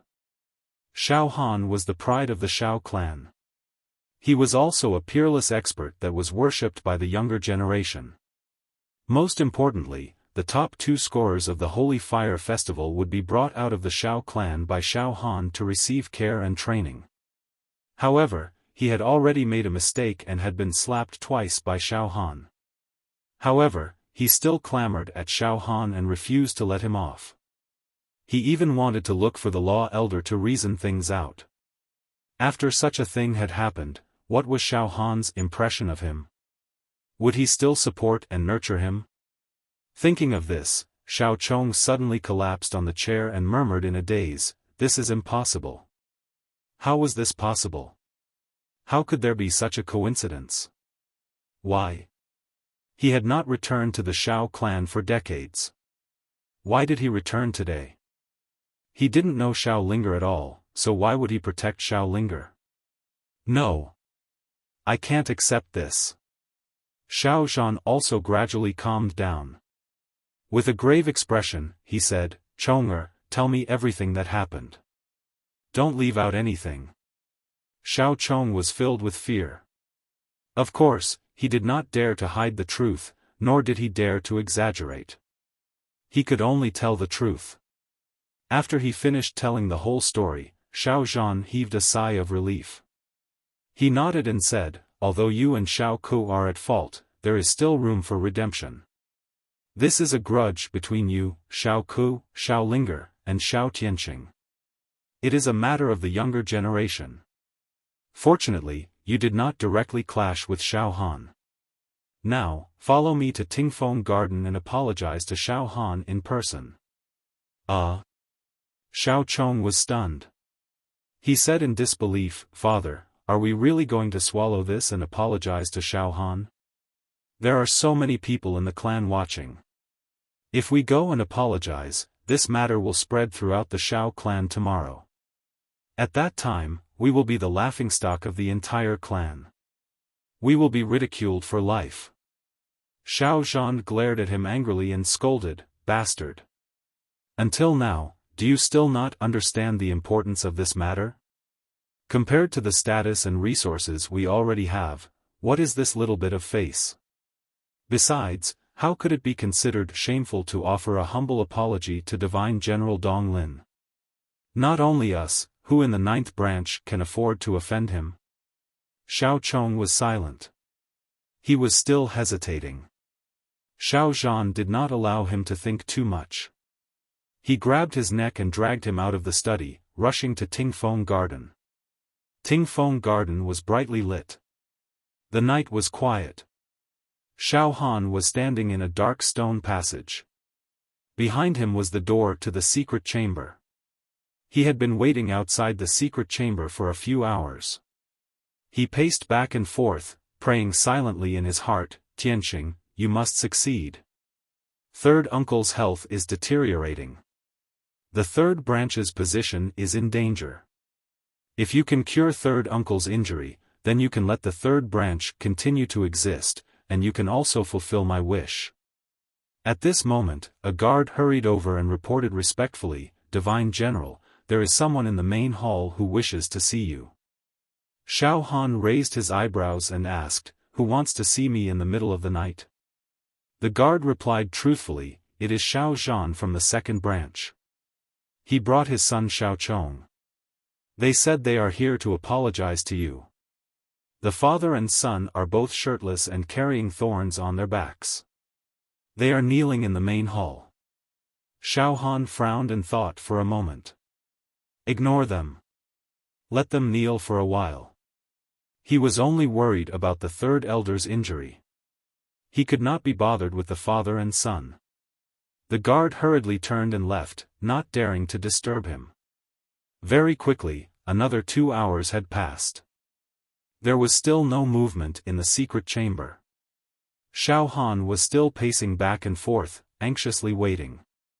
At this time, the guard returned and reported to Xiaofan again, reporting to Divine General, there are 2 more people here to see you. Xiao Zhan frowned unhappily and asked, who is it this time? The guard replied, it is Xiao Ku and his son. They are also shirtless and carrying thorns on their backs. They are kneeling in the main hall and asking for forgiveness. Xiaofan frowned and sneered disdainfully, these guys are quite sensible. They really don't care about their reputation and come here to apologize. Since that is the case, I will teach them an unforgettable lesson. After that, he instructed the guard, go and tell them to kneel in the main hall until dawn. They are not allowed to leave. Tell them to take care of their own children. Don't be a tyrant in the Xiao clan. Otherwise, sooner or later, they will be in big trouble. The guard acknowledged the order and hurriedly left. Xiaofan did not take this matter to heart. He continued to pace outside the secret chamber, paying attention to the movements in the secret chamber. He silently calculated in his heart. Ji Tianxing had said that he could cure the third elder's injury before dawn. It was already dawn. In another 4 hours, the sun would rise. Chapter 1171. The night was dark and the cold wind was blowing. The main hall of the Tingfeng Garden was quiet. The gemstone lamp on the wall was shining with a dim yellow light. There were 4 guards outside the door. There were no guards inside the main hall, but there were 4 men kneeling in the middle of the hall. The 4 of them were bare-chested. Their hair was loose behind their backs and there were several thorny vines on their backs. They were led by 2 middle-aged men. They were both in the 7th or 8th level of Sky Origin stage. They looked dignified and extraordinary. They were the fathers of Xiao Zhan and Xiao Ku. The other two young men had swollen cheeks like balloons. They looked embarrassed and funny. Without a doubt, they were Xiao Chong and Xiao Ku. Xiao Zhan and Xiao Ku's fathers were kneeling in front. Xiao Chong and Xiao Ku were kneeling behind their fathers. The four of them were kneeling without moving. They lowered their heads and looked like they were waiting to be punished. The cold night wind blew into the hall, messing up the four people's hair. The cold air assaulted their bodies, causing them to shiver uncontrollably. However, they did not dare to move. The four of them looked terrible. Their emotions were complicated and their eyes kept changing. The reason why they had such a reaction was because a guard had come to convey Xiaofan's message. Damn Xiaofan. He didn't want to see us and made us kneel until dawn. Xiao Zhan whispered and said angrily, even if he is the Donglin divine general, he is still a disciple of the Xiao clan. We can't forget our roots. He can show off outside, but he dares to be so arrogant in the clan. He has gone too far. Xiao Ku's father also agreed. He whispered, this is just a grudge between the younger generation. Is there a need to make it so serious? Xiaofan is too protective. He humiliated us in order to protect his nephew. Xiao Zhan said with a gloomy expression, I originally thought that Xiaofan would forgive us just because we came to ask for forgiveness and put on an act. That would be the end of this matter. I didn't expect Xiaofan to be so heartless. He made us kneel for a whole night. When news of this spreads, everyone in the clan will laugh at us. Xiao Ku's father smiled bitterly and whispered, but we are already here. We can't just leave, can we? If that's the case, not only will we be humiliated for nothing, this matter won't be resolved, and will offend Xiaofan even more. Xiao Zhan sighed and said, yeah. Since we've already come to confess, we should finish what we started. I hope we can resolve this matter completely. There are still 4 more hours before daybreak. Let's endure it a little longer. Xiao Ku's father nodded and remained silent. Behind the two of them, Xiao Chong and Xiao Ku were also communicating with their eyes and discussing with each other via voice transmission. Xiao Ku, what happened to your face? Why are your injuries more serious than before? Don't mention it. I went back and told my father about this and asked him to avenge me. I didn't expect him to slap me twice in anger. Xiao Chong, aren't you the same? Humph. It's all that bastard Xiaofan's fault. He hasn't come back for over 20 years, but he suddenly came back yesterday. He's a senior, a dignified divine general of the East Woods, but he dares to attack a junior. He doesn't care about his status at all. He doesn't have the demeanor of an expert at all. Yes.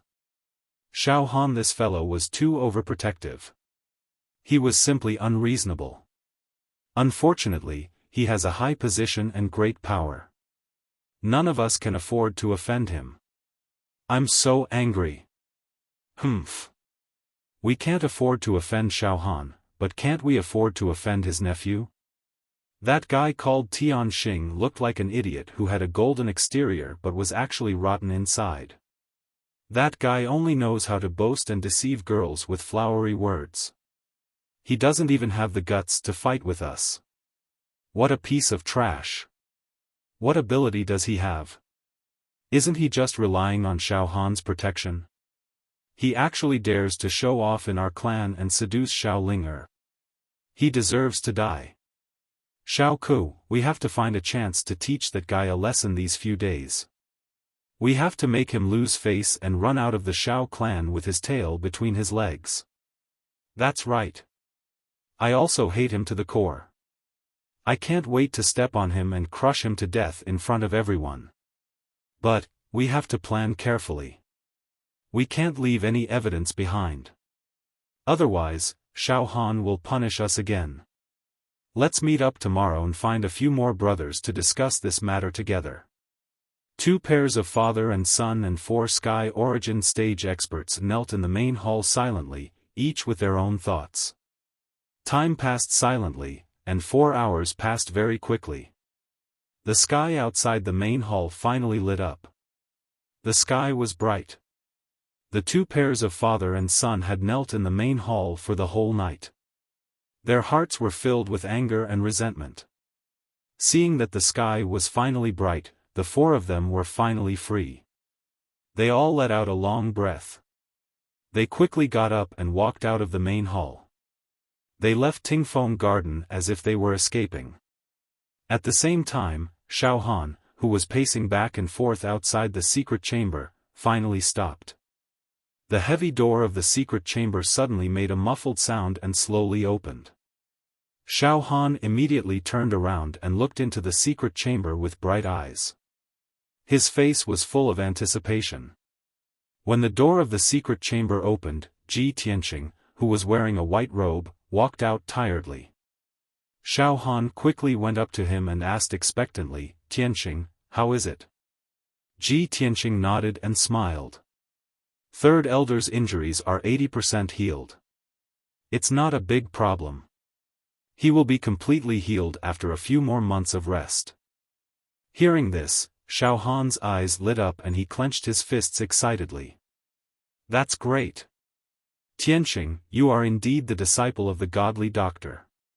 You actually cured Third Elder's hidden injuries that have troubled him for more than 100 years. Thank you so much. I, Xiaofan, will remember your kindness in my heart and will never forget it. As he spoke, Xiaofan sincerely bowed to him, expressing his most sincere gratitude. Ji Tianqing helped him up and smiled. You don't have to be so courteous. You helped me enter the Xiao clan and I helped you to cure Third Elder. This is also my way of returning the favor. Alright, I'll leave the rest to you. I'm going back to my room to rest. Alright. You must have been tired last night. I'll send someone to bring you to rest. Xiaofan quickly called for a guard and brought Ji Tianqing to rest. He then entered the secret chamber to check on Third Elder's condition. He saw that Third Elder was still lying on the ice bed in deep sleep. His entire body was wrapped in a layer of faint green light. His originally aged skin had regained its jade-white luster. His withered and yellow face had also become younger by a few decades. It was as though he had regained his youth. The hidden injuries and deadly poisons hidden in his body had all been removed. Not only that, Third Elder's strength had also recovered to its peak state. His aura was very stable and powerful. He was like a normal second-level soul cultivation realm expert. There was no difference. Before last night, he was still in his twilight years with only 3 years of life left. But now, he was full of energy and vitality. It would not be a problem for him to live another 500 years. This was simply an unbelievable miracle.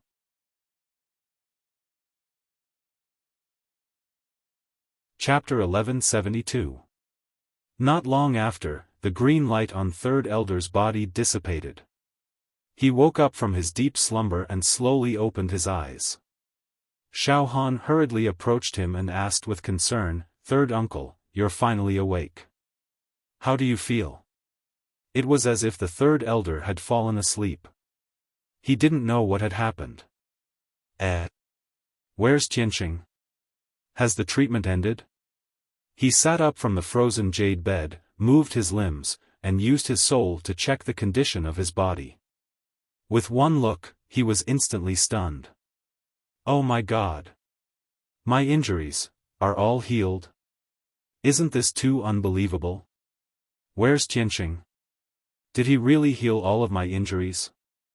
The Third Elder let out a cry of surprise as he touched his body to check the condition of his body. He also found that his skin was no longer old, and his appearance had returned to his youth. Even the magic power in his body was surging, and his vitality was boundless.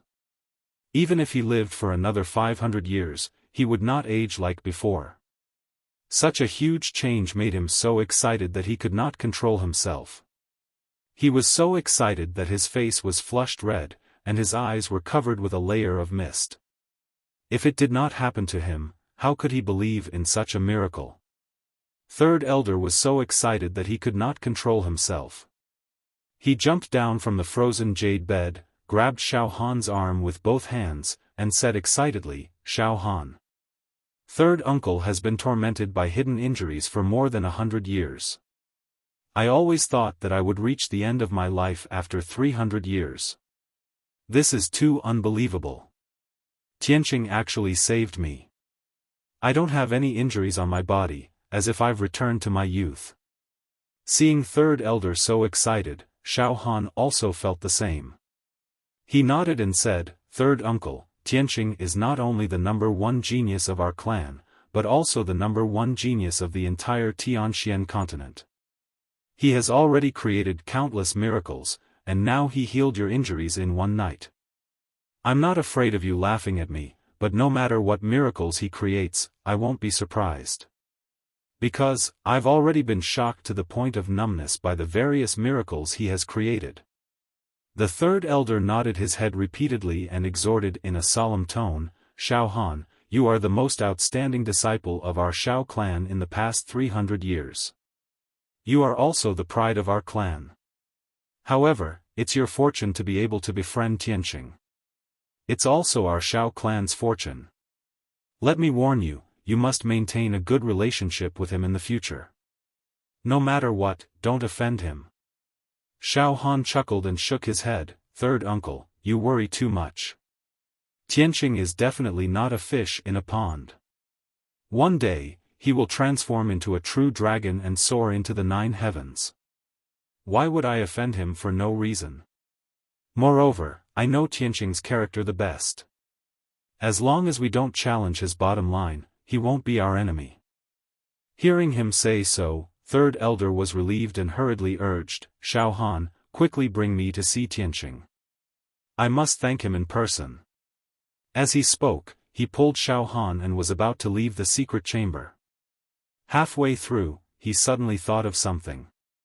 "Oh, right. We can't go empty-handed. I have to prepare a generous gift to show my sincerity."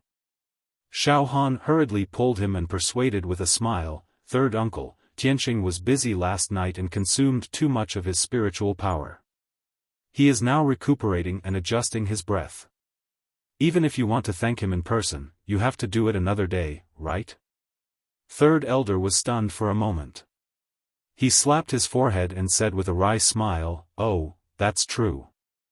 Look at my memory. I'm so old and muddle-headed that I forgot about it when I was happy. Alright, let Tianqing rest for a day. Tomorrow, you accompany me to thank him in person." Xiaofan thought for a moment and said with a smile, "Third uncle, Tianqing told me before that after you wake up, you should refine magic weapons for Ling, and Chen first. The Holy Fire Festival is in 2 days. If you delay any longer, I'm afraid it will be too late." This. Third Elder was stunned for a moment and said with some hesitation, "It's not a problem to refine magic weapons for them, but if I want to thank Tianqing in person, won't I have to postpone it for a few days?" Xiaofan nodded and said, "Yes, this matter is not urgent. You can refine magic weapons for the 2 juniors first. Alright, then tell them to bring the materials to see me in the workshop." Third Elder also knew the importance of this matter and hurriedly instructed Xiaofan. Xiaofan responded and hurriedly sent someone to inform Xiao Chen and Xiao Ling. Then, he accompanied Third Elder and rushed to the workshop in the depths of Tingfeng Garden. In a courtyard in the corner of Tingfeng Garden. It was early in the morning. A few young men and women were practicing sword techniques in the courtyard. There were also a few older young men and women sitting cross-legged under the great banyan tree, quietly meditating and practicing.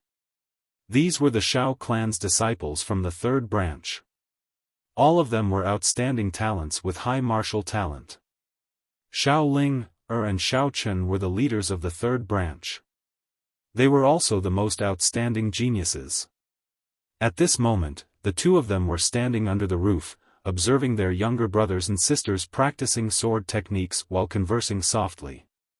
Xiao Chen looked at Xiao Ling and asked with a heart full of expectation, "Sister Ling, did that young master really say that?" "Of course." Xiao Ling nodded and said with a frown, "What do you mean by that young master?" "His name is Tianqing." "He has a name, okay?" Tianqing did not put Xiao Chong and Xiao Ku in his eyes at all. I can see that Tianqing looked at them as if he was looking at two ants. I swear on my character that he was not deliberately mystifying them. His contempt came from the bottom of his heart and soul. Only a peerless genius would have such confidence. Confidence and arrogance that comes from the soul. Xiao Qin scratched his head and said with some hesitation, "We have all seen Tianqing's strength with our own eyes. He is indeed a transcendent spirit refinement realm expert. Even if you say that he is the #1 genius in the world, I will not deny it. However, third grandpa is already injured to such an extent. How can Tianqing cure him? Tianqing is so young. Even if his martial talent is extraordinary, is he proficient in medicine? Third grandpa's internal injuries have been for more than 100 years. So many elders and experts in the clan could not cure him. How can Tianqing do it?" Xiao Ling glared at him unhappily and shouted angrily, "Xiao Chen! Which side are you on? Don't you want third grandpa to get better?" "Humph! I think you are just jealous of big brother Tianqing. You are jealous that he is more handsome, younger, and stronger than you." Xiao Chen's face immediately turned green as he looked at her speechlessly. At this moment, a guard rushed over and reported respectfully, "Miss Ling, young Master Chen, Lord Divine General summoned you to the forging workshop. Lord Divine General has instructed you to bring the materials for refining weapons, and Third Elder will immediately refine the magic weapons for you." Suddenly hearing this news, Xiao Ling and Xiao Chen were dumbfounded. They were petrified on the spot. After a moment, Xiao Ling was the first to recover. She immediately jumped up in excitement and cheered excitedly. "Wow! Big brother Tianqing really did it. He really cured third grandpa."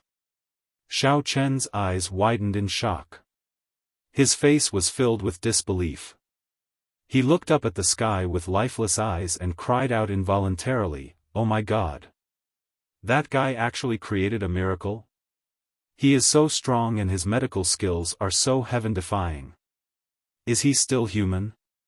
As soon as he finished speaking, Xiao Ling glared at him and even stomped on his foot. "Hey! How can you say that? If big brother Tianqing is not human, then what is he?" After saying that, she angrily flung her sleeves and stepped out of the house, walking out of the courtyard.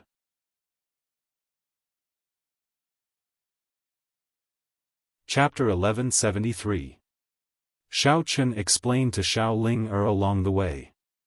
Unknowingly, they arrived at the blacksmithing workshop. Just as the two of them arrived at the entrance of the workshop, they saw 4 guards standing guard outside the door. The place was heavily guarded.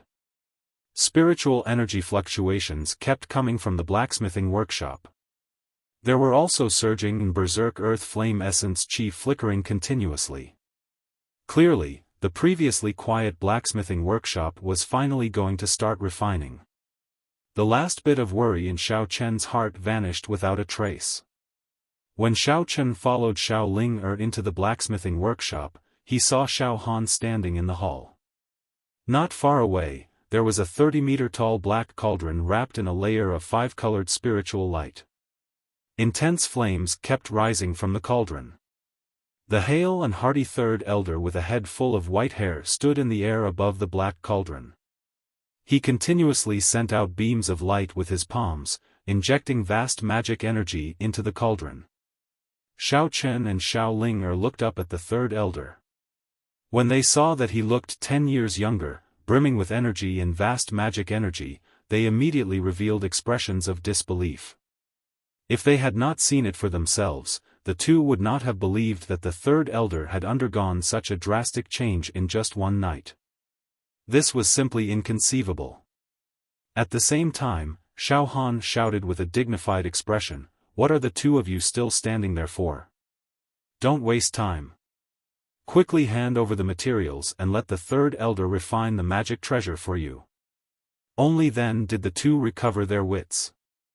They quickly took out the tailbone and eyeball of the cloud-modeled beast, as well as several sets of metal materials from their spatial rings. Xiaofan waved his hand and sent out a beam of 5-colored light, sweeping up all the materials and handing them to the third elder. "All right, you can go out now. Before the Holy Fire Festival starts, come here to collect your magic treasures." Xiaofan waved his sleeves and said with a dignified expression. Xiao Chen and Xiao Ling were filled with excitement. They immediately bowed and expressed their gratitude to Xiaofan and the third elder. After that, the two left the blacksmithing workshop, filled with joy and anticipation. On the way back to his residence, Xiao Chen still had a smile on his face. After he obtained the magic treasure, he would be able to suppress everyone in the Holy Fire Festival and become the champion. However, Xiao Ling's beautiful eyes flickered. A crafty look flashed in her clear eyes. She pretended to be calm and said, "Xiao Chen, you can go back first. I have something to do and will be leaving for a while." With that, she turned to leave. Xiao Chen immediately stopped and asked in confusion, "Little sister Ling, where are you going?" "The night after tomorrow is the Holy Fire Festival. The third elder is refining magic treasures for us. We should prepare well." "Oh, you must be looking for young Master Tianqing, right?" Xiao Linger instantly frowned and glared at him angrily. "What does it have to do with you? Go prepare yourself." As she spoke, she quickly ran away, and her figure quickly disappeared at the end of the bluestone path. Xiao Chen stood in place and looked at her back as she left. He felt a little sour in his heart. He muttered in a somewhat desolate manner, "Why does little sister Ling look like she is going to meet her lover? Did she really fall in love with that guy? If that's the case, I wonder how many young disciples will be heartbroken." As soon as he finished speaking, he shook his head with a bitter smile, turned around, and left. Xiao Linger asked around in Tingfeng Garden and found out that Ji Tianqing and Xiao Han lived in Pine Tree Courtyard. This courtyard had a quiet and secluded environment and was filled with spiritual energy. It was one of the best courtyards in Tingfeng Garden. Only the most distinguished people could live in it. Normally, juniors like Xiao Linger and Xiao Chen did not have the qualifications to come here. When she entered Pine Tree Courtyard and stood outside Ji Tianqing's room, she was immediately stopped by two guards. One of them bowed to Xiao Linger and said expressionlessly, "Miss Ling, our clan's distinguished guest lives here. Please do not disturb him." Xiao Linger had already expected this. She said seriously, "I don't need you to remind me. I am here on Uncle Xiao Han's orders to find Big Brother Tianqing to discuss some matters. Move aside." She was exceptionally intelligent and had a nimble mind. Lying was naturally easy for her. The two guards looked at each other, not daring to confirm if her words were true or false. After hesitating for a moment, they could only step back and move aside. "Miss Ling, please." Xiao Ling revealed a faint smile. She pushed open the door and entered the room. The room was very quiet. There was no one in the spacious and bright living room. There was also no one in the side bedroom and study. Xiao Ling walked around the room, but she did not see Ji Tianqing anywhere. Big Brother Tianqing clearly lives here. He should be in his room. Where did he go? She muttered doubtfully. Suddenly, a calm and gentle voice sounded from behind her. "Miss Ling, are you looking for me?" This voice sounded abruptly and right next to her ear. It immediately gave Xiao Ling a fright. She suddenly turned around and saw that Ji Tianqing had appeared behind her without her knowing. He was so quiet that she did not notice him at all. Ji Tianqing still looked the same as before. He was wearing a white robe, his long hair reached his waist, and his entire body emitted a transcendent and noble aura. The corner of his mouth held a faint smile. At that moment, Xiao looked at him from such a close distance and was actually somewhat stunned. Only when Ji Tianqing stretched out his hand and waved it in front of her eyes did she come back to her senses. She hurriedly lowered her head. Her expression was slightly embarrassed and shy. She explained somewhat uneasily, "Big brother Tianqing, I'm sorry. I didn't mean to disturb." Ji Tianqing nodded slightly. He still had a calm expression as he said, "It's fine. I just finished recuperating. If you have something to say, just say it." Xiao was suddenly speechless. Her heartbeat sped up again. She did not know what to say. Previously, she was only agitated for a moment and wanted to find Ji Tianqing to thank him in person. But now that she saw Ji Tianqing, her mind went blank and she forgot about this matter. Ji Tianqing could not help but reveal a smile when he saw that she was usually mischievous but slightly stupid in front of him. "Miss Ling, you probably came to find me to thank me in person, right?"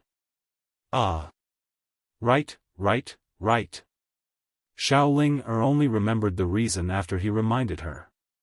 She hurriedly nodded and said, "I just wanted to thank Big Brother Tianqing in person." Ji Tianqing said with a calm expression, "It's nothing.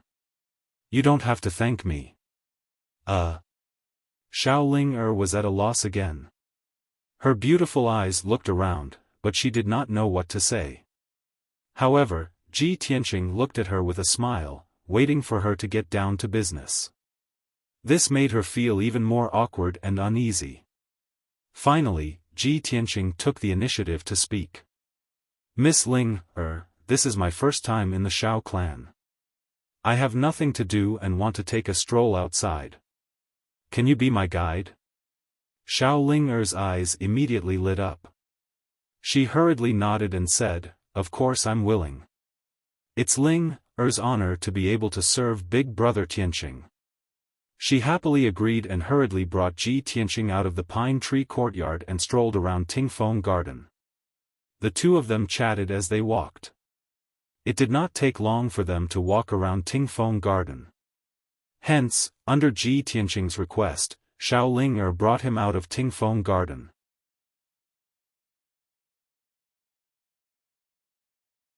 Chapter 1174. Ji Tianqing and Xiao flew through the Xiao clan, crossing several mountain ranges and plains. Every time they passed by a place, Xiao would tell Ji Tianqing about the interesting things that happened in those places when she was young. 2 hours later, the two of them were a few hundred miles away from the breezing garden and stopped at a dark green mountain. The two of them landed in the valley and looked up at the tall mountain. They saw a silver waterfall pouring down from the peak of the mountain. The 300-meter-wide torrent poured down with a rumbling sound, splashing up a mist that filled the sky and creating a loud rumbling sound in the valley. The sunlight shone on the jade-white waterfall, reflecting a dazzling radiance. It looked exceptionally dreamy and blurred. Xiao pointed at the majestic waterfall and the deep pool below it. She smiled and said, "Big Brother Tianqing, this is the Flying Star Waterfall. We often played here when we were young. Back then, everyone liked to come here to play in the water and dive into the deep pool to catch fish. Later on, when we grew up, we practiced our swordsmanship and inner strength under the waterfall. Those 2 years were too tough. Now that I think about it, it still feels like yesterday." Xiao face revealed a look of reminiscence. Her smile was very sincere and clean. Ji Tianqing nodded and said emotionally, "Every martial arts genius has a story of extraordinary hardships and hardships behind them. The sharpness of a treasured sword is sharpened, and the fragrance of plum blossoms comes from the bitter cold. Only martial artists who never admit defeat and have gone through countless trials and tribulations can become experts." Xiao nodded in agreement. She looked up at his face and asked with bright eyes, "Big brother Tianqing, can you tell me about your past?" Tianqing's lips curled into a smile. "My story? There are too many. Which one do you want to hear?" Xiaolinger thought for a while and said with a smile, "When I was 15 or 16. Tianqing's body trembled, and a strange look flashed in his eyes. He was about to reject her when the sound of something breaking through the air came from the entrance of the valley. 6 young martial artists in luxurious clothes flew across the sky at lightning speed and landed in the valley. Swish! Swish! Swish! The 6 of them landed beside Tianqing and Xiaolinger, surrounding the 2 of them. Xiaolinger's expression instantly went grim when she saw these 6 young disciples, and her beautiful face was covered in frost. The 6 of them were the best in the 2nd branch and the 5th branch of Xiao clan. They were all in their early 20s and had reached the 3rd level of Sky Origin stage. The 2 people in the lead were Xiao Chong and Xiao Ku. Though their cheeks were no longer swollen and funny as they had been the day before. However, a few bloodstains could still be seen on their faces. The 2 of them stared coldly at Tianqing, sneering. "Brat, just now, this young master's informant came to report that you and Xiaolinger walked out of Tingfeng Garden together. This young master didn't quite believe it. I didn't expect you to be so thick-skinned and shameless. You've progressed so quickly. Little brat, you had Xiaohan's protection yesterday. Now that you've fallen into our hands, let's see if you still dare to be arrogant. Aren't you arrogant? Aren't you famous? Aren't you envied and challenged wherever you go? Come on, if you're a man, then repeat what you said yesterday." The 2 of them had a manic aura, and their eyes were surging with anger and killing intent. As soon as the 2 of them finished speaking, the other 4 young men from Xiao clan burst into laughter. The 4 of them held onto their swords and stared maliciously at Tianqing with mocking sneers on their faces. Seeing this, Xiaolinger was instantly enraged. She berated with a frosty face, "Xiao Chong, Xiao Ku. Wasn't yesterday's lesson enough? The 2 of you clearly know brother Tianqing's identity, yet you still dare to seek revenge so insolently. Aren't you afraid of being punished by the Hall of Law?" Xiao Chong glared at her fiercely and sneered, "Humph. What bullshit identity? Isn't he just relying on Xiaohan's protection? Without Xiaohan's presence, this brat is just a piece of trash. Other than bragging and using flowery words to deceive a silly girl like you, what else does he have?" Xiao Ku also sneered and said, "If it weren't for this brat, why would we be in such a sorry state? The humiliation we suffered last night, will pay him back in double today." Xiaolinger was instantly enraged. She pointed at the 2 of them and berated, "Xiao Chong, Xiao Ku, don't forget that the clan rules forbid private fights. Don't tell me you want to be expelled from the clan? Huh, what do you mean by private fight?" Xiao Chong sneered and said fearlessly, "We were just curious about the Xiao clan's branch disciple and wanted to have a friendly spar with him. Don't worry, we won't kill him. As long as he kneels down and kowtows to me, I'll spare his life." Xiao Ku also grinned and said with a hideous smile, "Tianqing Xiao, as long as you kowtow to the 6 of us and get out of the Xiao clan, we'll spare you." The 2's ugly faces made Xiaolinger tremble in anger. She scolded in a cold tone, "You bunch of beasts that are worse than pigs and dogs. The Hall of Law will definitely punish you severely." Xiao Chong sneered in disdain, "This place is a few hundred miles away from the Hall of Law. Other than us, who would know what happened? Even if you went to complain to the Hall of Law, would he believe the 2 of you or the 6 of us? Do you think that the Hall of Law will be like you, helping an outsider and helping a lowly branch disciple?" The word lowly deeply provoked Xiaolinger, causing her to be enraged. She subconsciously wanted to draw her sword. "Xiao Chong. How dare you insult big brother Tianqing? I'll fight it out with you." In her heart, Tianqing was a graceful and elegant young master in a chaotic world. He was also a peerless genius, a peerless prodigy that couldn't be blasphemed. However, just as she was about to pull out her sword, a broad and powerful palm gently pressed down on her weak shoulder. That palm was very warm, but it was as heavy as a mountain, causing her to be unable to move. She turned her head to look to the side and saw Ji Tianqing looking at her with a smile on his face. He said in a gentle tone, "It's not worth it to get angry with a bunch of beasts. They aren't worthy." Seeing Ji Tianqing smile and hearing his voice, Xiao didn't know why, but the rage in her heart actually instantly dissipated, and her entire heart calmed down. She was filled with confidence towards Ji Tianqing, and her heart was filled with a sense of security. She believed that as long as he was by her side, even if the sky collapsed, he would support it with one arm. This was the magic on his body, the charm that he possessed. However, a burst of ear-piercing mocking laughter interrupted her thoughts and also destroyed the beautiful atmosphere. "Ha ha ha. Brothers, quickly look. This fellow is still pretending when he's about to die. Tisk tsk, hearing about him really can't compare to meeting him in person. This kid is simply arrogant to the point of being out of control. Humph. I think that this fellow is a madman." Xiao Chong, Xiao Ku, and the others all had faces full of contempt and ridicule as they discussed.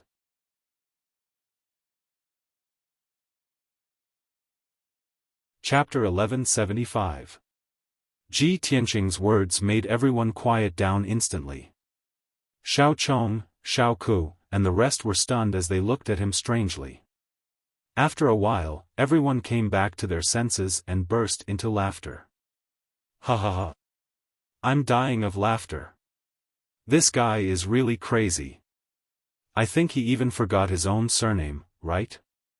I've learned something new. I've never seen such a pretentious person in my life.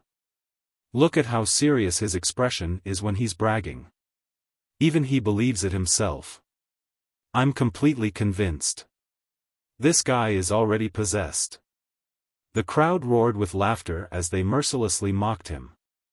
Ji Tianqing's expression was still indifferent as he said in a cold tone, "I originally didn't want to bother with you bunch of clowns, but you pestered me again and again. Then I can only give you a lesson that you'll never forget." Xiao Chong, Xiao Ku, and the rest burst into laughter again. The expressions on their faces became more and more ferocious, and the murderous aura on their bodies became heavier. But at this moment, Ji Tianqing's expression suddenly changed. He stood on the spot without moving. His hands were behind his back, and he had the posture of a powerhouse. But a dazzling white light gushed out of his body and instantly divided into 6 parts, enveloping Xiao Chong, Xiao Ku, and the rest. Swoosh! Within the white light, there was a vast and majestic soul energy. It immediately invaded the bodies of the 6 people and fiercely suppressed their souls. Suddenly, the laughter of the 6 people stopped abruptly. The expressions on their faces immediately stiffened, and their bodies also seemed to have been petrified. They had no idea what had happened. They only felt as if their souls were struck by lightning. Their minds went blank on the spot, and they lost the ability to think.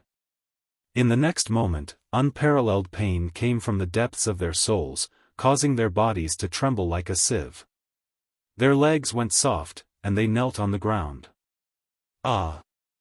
The 6 people were suffering the most terrifying pain in their lives. They were terrified to the extreme, and their faces were distorted as they screamed miserably. Cold sweat broke out all over their bodies. As they screamed miserably, they frantically kowtowed to Ji Tianqing and Xiao. Their heads fiercely hit the ground, making banging sounds. In just a few breaths of time, the ground was dented by their heads, and a few bluestones were smashed into powder. Everyone kowtowed until their heads were full of blood. Their bodies were soaked in cold sweat, and hot yellow water was also coming out of their pants. They looked extremely miserable. Xiao was dumbstruck at that moment. Her clear eyes opened wide, and her heart was filled with shock. She simply couldn't believe that these 6 fellows who were incomparably arrogant just a moment ago were now crazily kowtowing and begging for mercy as if they had seen the most terrifying demon god in the world. This was just too dreamy. Ji Tianqing looked at the crowd expressionlessly. His eyes were as calm as water, without the slightest ripple.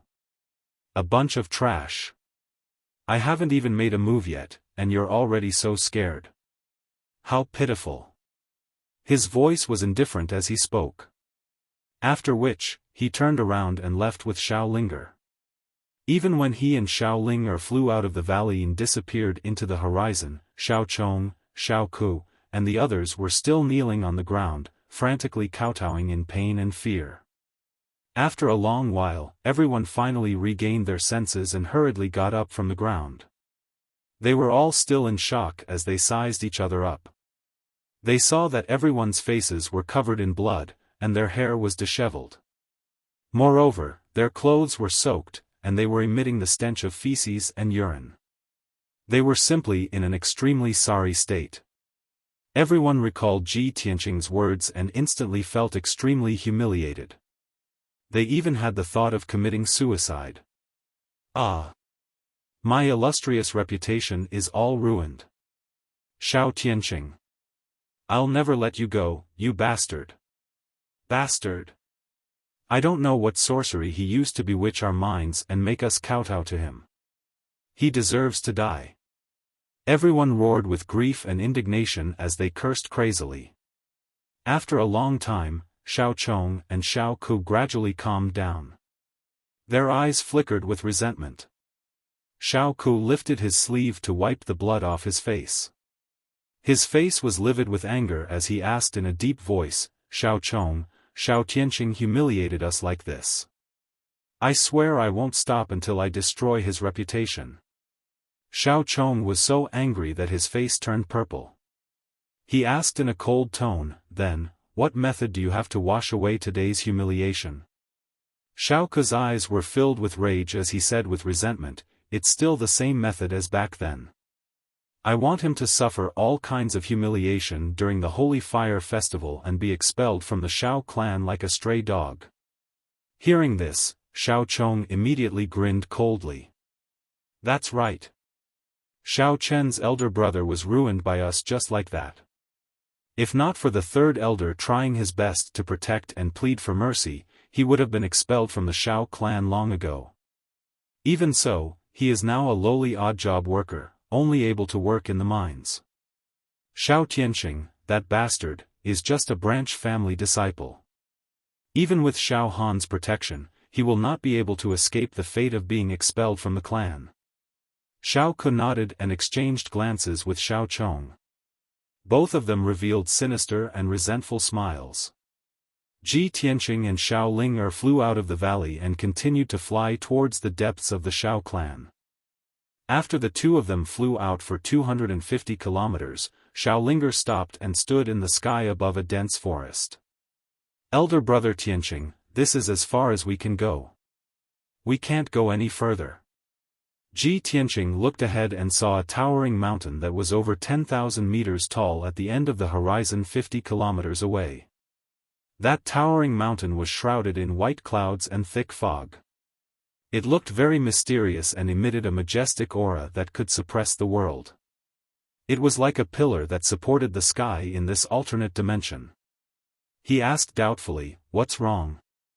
Why can't we go any further? Xiao Linger hesitated for a while before explaining softly, Elder brother Tianqing, that is our Xiao clan's forbidden ground, the Pillar of Heaven's mountain. It is said that the Xiao clan's old ancestor resides there.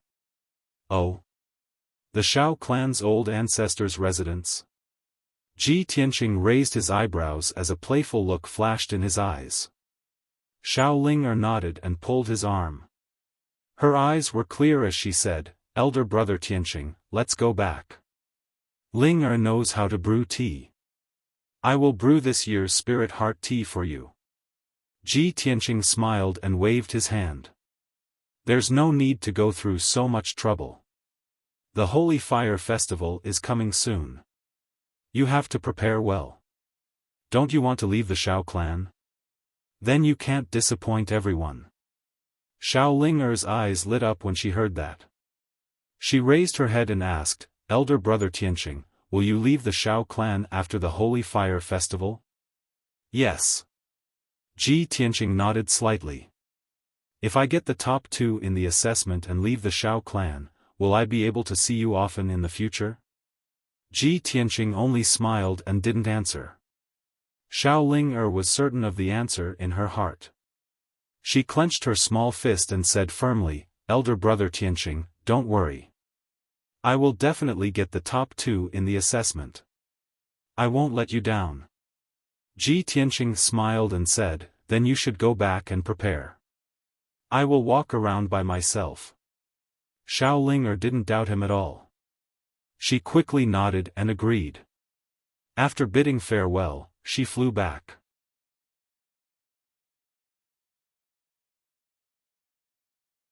Chapter 1176. Ji Tianqing came to the Xiao clan to meet the Xiao clan's patriarch. He didn't care about the Xiao clan's Holy Fire Festival or the grudges between the young disciples. In fact, he was just a passerby to the Xiao clan. He came to the Xiao clan to verify one thing. Once he got the answer, he could leave without any worries. Therefore, when he found out that the Pillar of Heaven's mountain was the residence of the Xiao clan's patriarch, he rushed over without hesitation. Swoosh! He passed through the clouds and landed on the peak of the Pillar of Heaven's mountain that was 10,000 meters tall. On the peak of the Pillar of Heaven's mountain, there was a piece of flat land with a radius of 10 miles.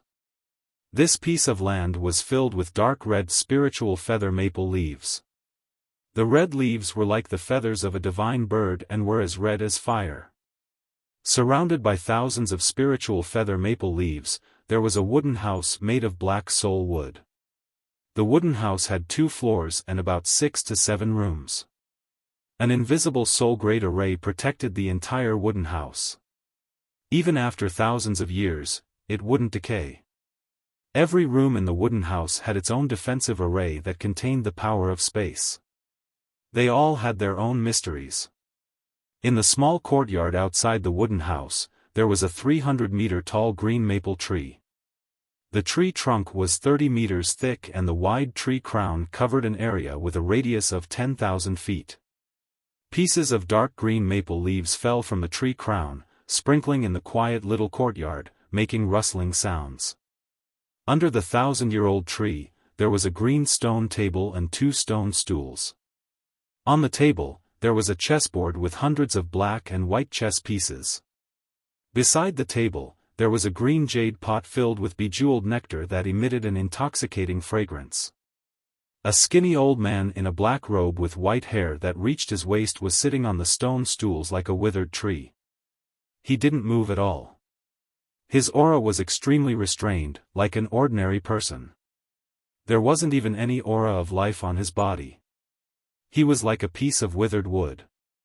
Regardless of whether one looked at him with the naked eye or spiritual consciousness, one would mistakenly think that he was an old man who had passed away.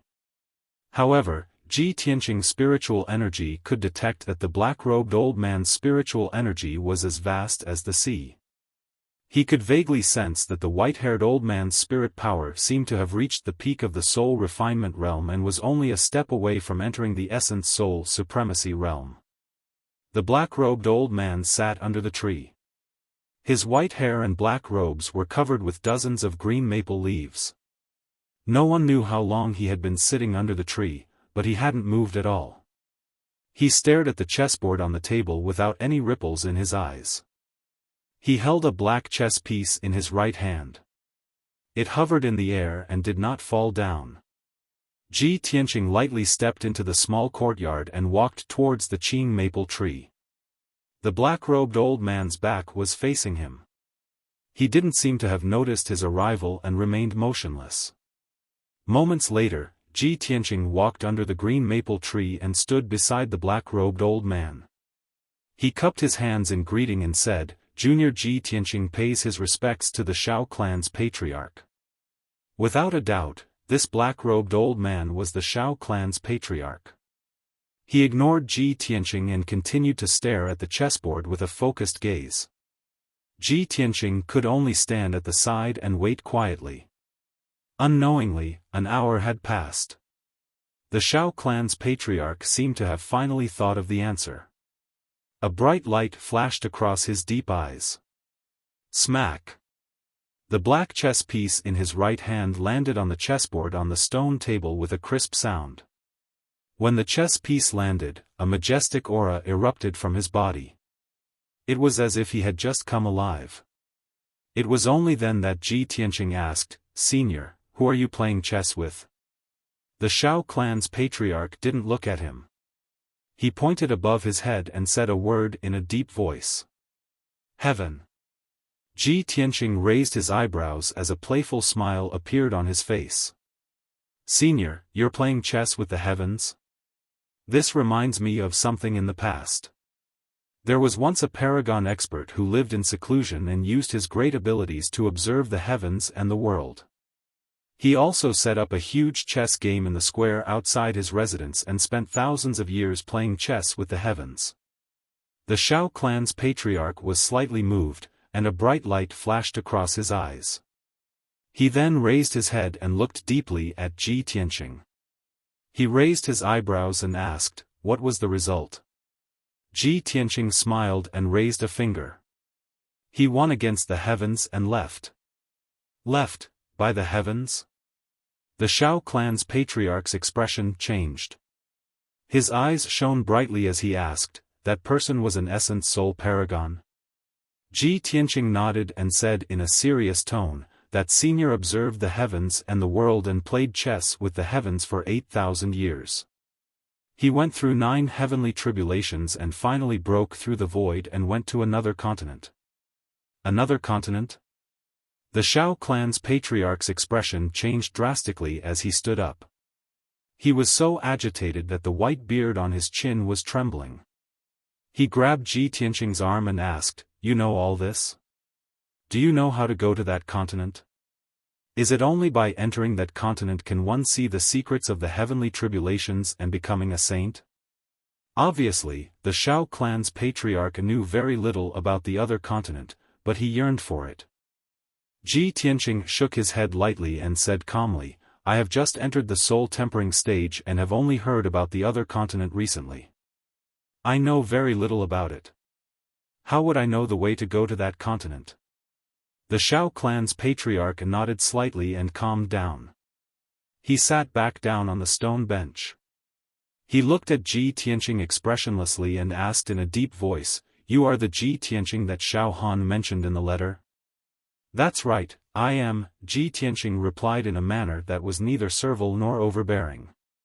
The Xiao clan's patriarch said calmly, "No matter how famous you are in the middle ground, it has nothing to do with me. The Xiao clan has never interfered in the affairs of the continent. This old man has already ordered Xiaohan to bring you here after the Holy Fire Festival. You came uninvited and trespassed into my cave abode. Aren't you afraid that I will punish you?"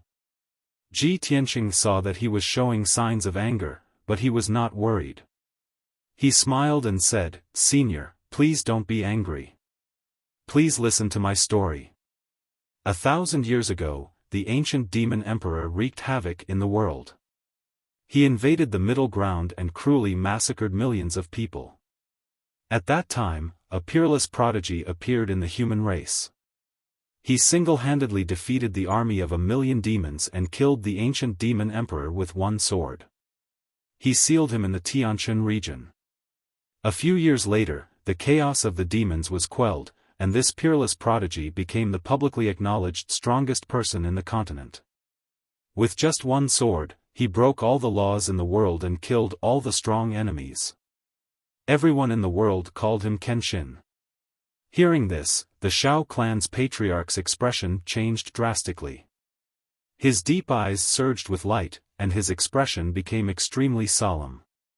Ji Tianqing continued, "Everyone thinks that Kenshin is arrogant, cold, and heartless.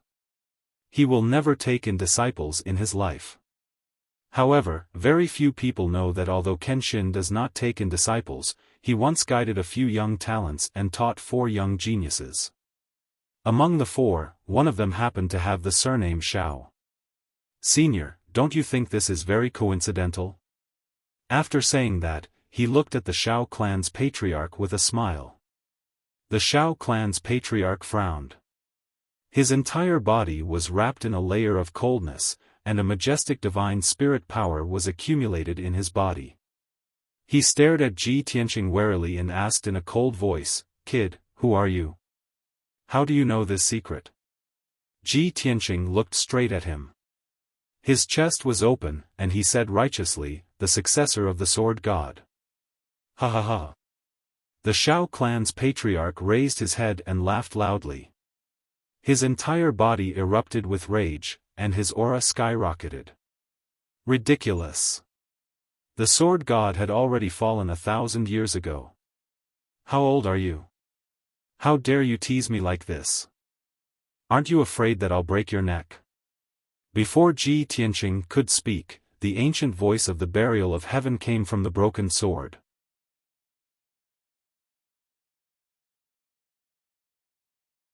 Chapter 1177. The burial of heaven's voice rang out under the green maple tree, and Ji Tianqing and the Xiao clan's patriarch were stunned.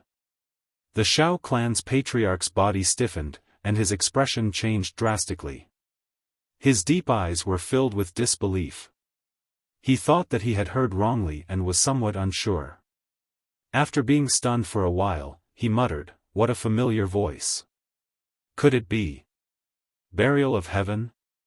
Ji Tianqing also came back to his senses. His gaze was a little strange as he looked at the Xiao clan's patriarch with a half-smile. He thought to himself, "Dumbo? Why would the burial of heaven call him that?" In his opinion, the Xiao clan's patriarch had single-handedly created the huge Xiao clan, and his own strength had reached the peak of the spirit refinement realm. He was comparable to the human race's imperial tutor. How could such a godlike figure have such a cliché nickname? Wasn't this too down to earth? At that moment, the broken sword flew out and floated in front of the Xiao clan's patriarch. The burial of heaven's voice rang out from the broken sword again. "Dumbo Xiao, looks like you haven't forgotten me." The Xiao clan's patriarch saw the broken sword with his own eyes and heard the burial of heaven's voice. He was so excited that his face was flushed red, and his eyes were filled with excitement and surprise. "Burial of heaven. It's really you. It's unbelievable. I didn't expect to see you again after 1,000 years." The unparalleled surprise made his excited voice tremble a little, and the white beard on his chin also trembled. The burial of heaven's tone was a little playful as he asked, "Dumbo Xiao, 1,000 years have passed. Have you gone to heaven?" Ahem. The excited Xiao clan's patriarch's face flushed red, and he hurriedly coughed twice to hide his awkwardness. Ji Tianqing's interest was piqued when he saw his strange expression and awkward expression. He thought to himself, "What kind of joke is this? Looks like the Xiao clan's patriarch had a story when he was young." To resolve the awkwardness, the Xiao clan's patriarch hurriedly changed the topic and asked, "Burial of heaven, I haven't seen you for 1,000 years. How did you become like this? Why was the divine sword broken? Also, is Master really like what the legends say? Did he really fall long ago?" Burial of heaven said leisurely, "It's a long story." The Xiao clan's patriarch opened his eyes wide and looked at the broken sword expectantly. "It's fine, I have enough time. You can tell me slowly. After Master left, I have been diligently cultivating day and night. I have not let down Master's guidance and teachings. Unfortunately, not long after I reached the soul-refining realm, news of my Master's death spread throughout the continent. I traveled across the entire continent and spent more than 200 years searching through all kinds of ancient ruins and forbidden grounds. I only wanted to find a way to leave the Tianxian land. I really want to verify the authenticity of the news and investigate the truth of the matter. The Xiao clan's patriarch recounted the past in a low voice. His eyes were filled with reminiscence and nostalgia. Although Kenshin had never taken him in as a disciple, he had only given him pointers and taught him. However, he had always considered himself as a disciple of Kenshin. He would always remember the kindness of his teacher's teachings, and he respected and worshipped Kenshin to the extreme. Moreover, his feelings and experiences were very similar to Emperor Ye's. After he finished speaking, Burial of Heaven said calmly, "Regarding this matter, I will slowly tell you in detail in the future. After 1,000 years, I have also suffered serious damage. My memory is incomplete, and I can't remember clearly what happened back then. If you want to investigate the truth and achieve your wish, you have to do your best to help Ji Tianqing. He is our hope." What Burial of Heaven said was the same as what it had said to Emperor Yi back then. Hearing its words, the Xiao clan's patriarch immediately raised his eyebrows and looked at Ji Tianqing in disbelief. In that case, this kid is really Master's successor? Of course. Burial of Heaven said in a solemn tone, he has already inherited Kenshin's bloodline and ultimate techniques. He reached the soul-refining realm at the age of 20, and his name shook the world. Xiaofan should have introduced him to you. He is the #1 genius of the human race, the #1 monster of the continent, a rare genius that even the demon emperor feared. His talent and aptitude are more than 10 times stronger than yours, and are on par with Kenshin back then. Only he can help you fulfill your and Yi Hengchuan's wish. The Xiao clan's patriarch was stunned. He looked at Ji Tianqing with a solemn expression, and his eyes revealed deep admiration.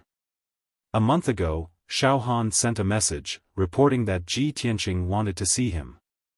Xiaohan introduced Ji Tianqing in detail, saying that he was the #1 genius of the human race, the most monstrous genius of the emperor's son. The Xiao clan's patriarch was only skeptical and didn't take it to heart. But now, Burial of Heaven had personally said these words to him, and its evaluation of Ji Tianqing was the same as Kenshin's. How could he not be shocked? He had never dared to imagine that there was actually a genius in this world who could reach the height of his master Kenshin. In his opinion, this was absolutely impossible. In his heart, Kenshin was unique and irreplaceable. A moment later, he calmed down and asked Burial of Heaven, "Burial of Heaven, you mentioned Yi Hengchuan just now? You've already met him?" Burial of Heaven said calmly, "That's right. Just a few months ago, we met him in the Mangu mountain range. His situation is very similar to yours. He has also fallen into the shackles of the essence soul realm and has been unable to break through for 200 years. However, it's just that the time is not right for him, and his providence has yet to be bestowed upon him. When the time is right, he will naturally soar into the sky and become a supreme." The Xiao clan's patriarch had lived in seclusion and cultivated bitterly for hundreds of years.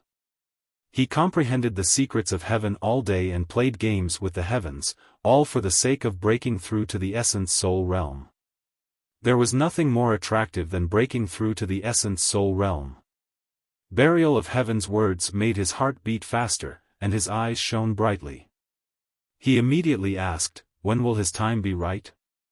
When will his providence be bestowed upon him?" Burial of Heaven said solemnly, "This question will depend on Ji Tianqing." Emperor Ye's providence and opportunity are on Ji Tianqing? The Xiao clan's patriarch frowned and looked at Ji Tianqing in disbelief. Burial of Heaven responded and did not say anything else. Its words just now had already revealed too many secrets. The Xiao clan's patriarch knew about Ji Tianqing's identity and importance, so he knew what to do next. He looked at Ji Tianqing with a burning gaze and asked, "Tianqing, why have you come to the Xiao clan to look for me?" Ji Tianqing cupped his hands and bowed to him. He said solemnly, "Senior, the situation in the Tianxian continent is getting worse and worse. The tragedy and disaster from 1,000 years ago is about to happen again. 1,000 years ago, Kenshin suppressed the demon emperor in the Tianxian region. However, 2.5 years ago, the demon emperor broke through the seal and returned to his lair in the northern desert. With the demon emperor overseeing the northern desert, the demon clan regained their vitality and attacked the humans, demons, and water clans with great ambition. Moreover, the bloodline curse that has always existed in the demon clan has also been removed. The demon clan's power is growing rapidly. Soon, they will sweep the world and the entire Tianxian continent.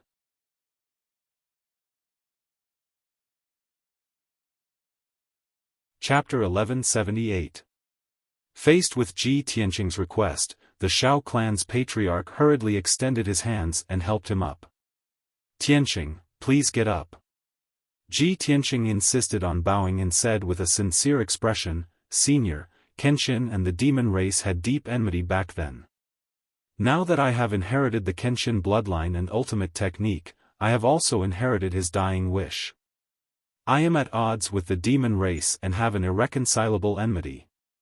Not only do I have to protect myself and my friends, but I also have to exterminate the demon race and return peace to the various races of the continent. It is impossible for me to do it alone, so I have to ask for your help to complete this great task." The Shao clan's patriarch nodded solemnly and said slowly, "1,000 years ago, I created the Shao clan.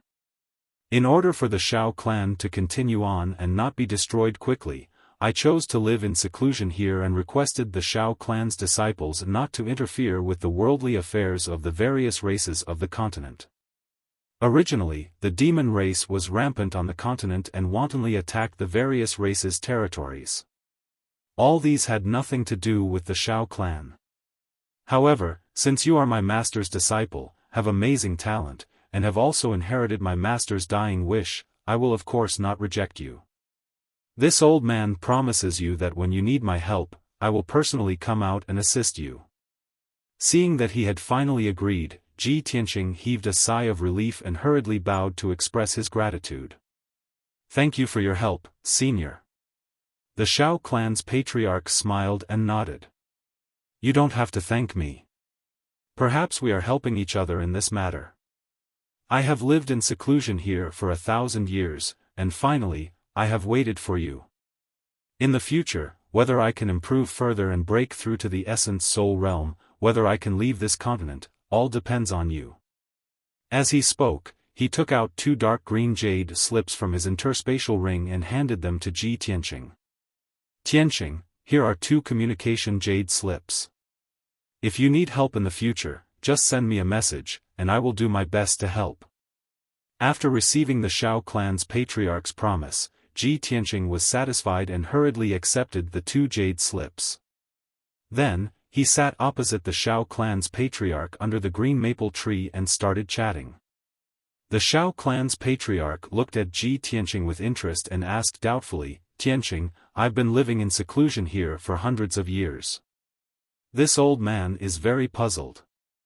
How did you know that this old man had received guidance from my master, Kenshin?" Ji Tianqing revealed a faint smile and explained, "This matter is rather interesting. I came to this conclusion through a treasure box from 1,000 years ago. A few months ago, the 3rd prince of the imperial court held a birthday banquet and invited Xiaofan and me.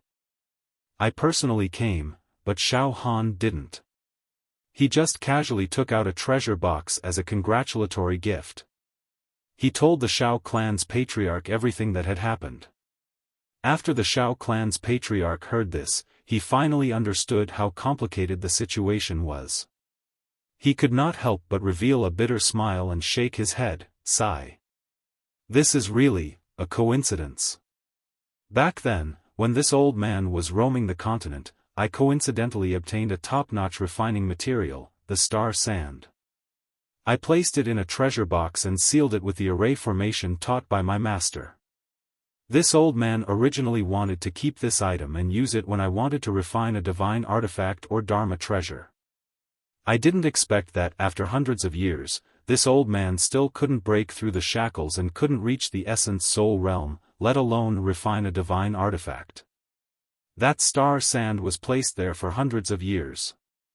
Later on, this old man also forgot about this matter. This old man also doesn't remember clearly when I gave that star sand to my children and grandchildren.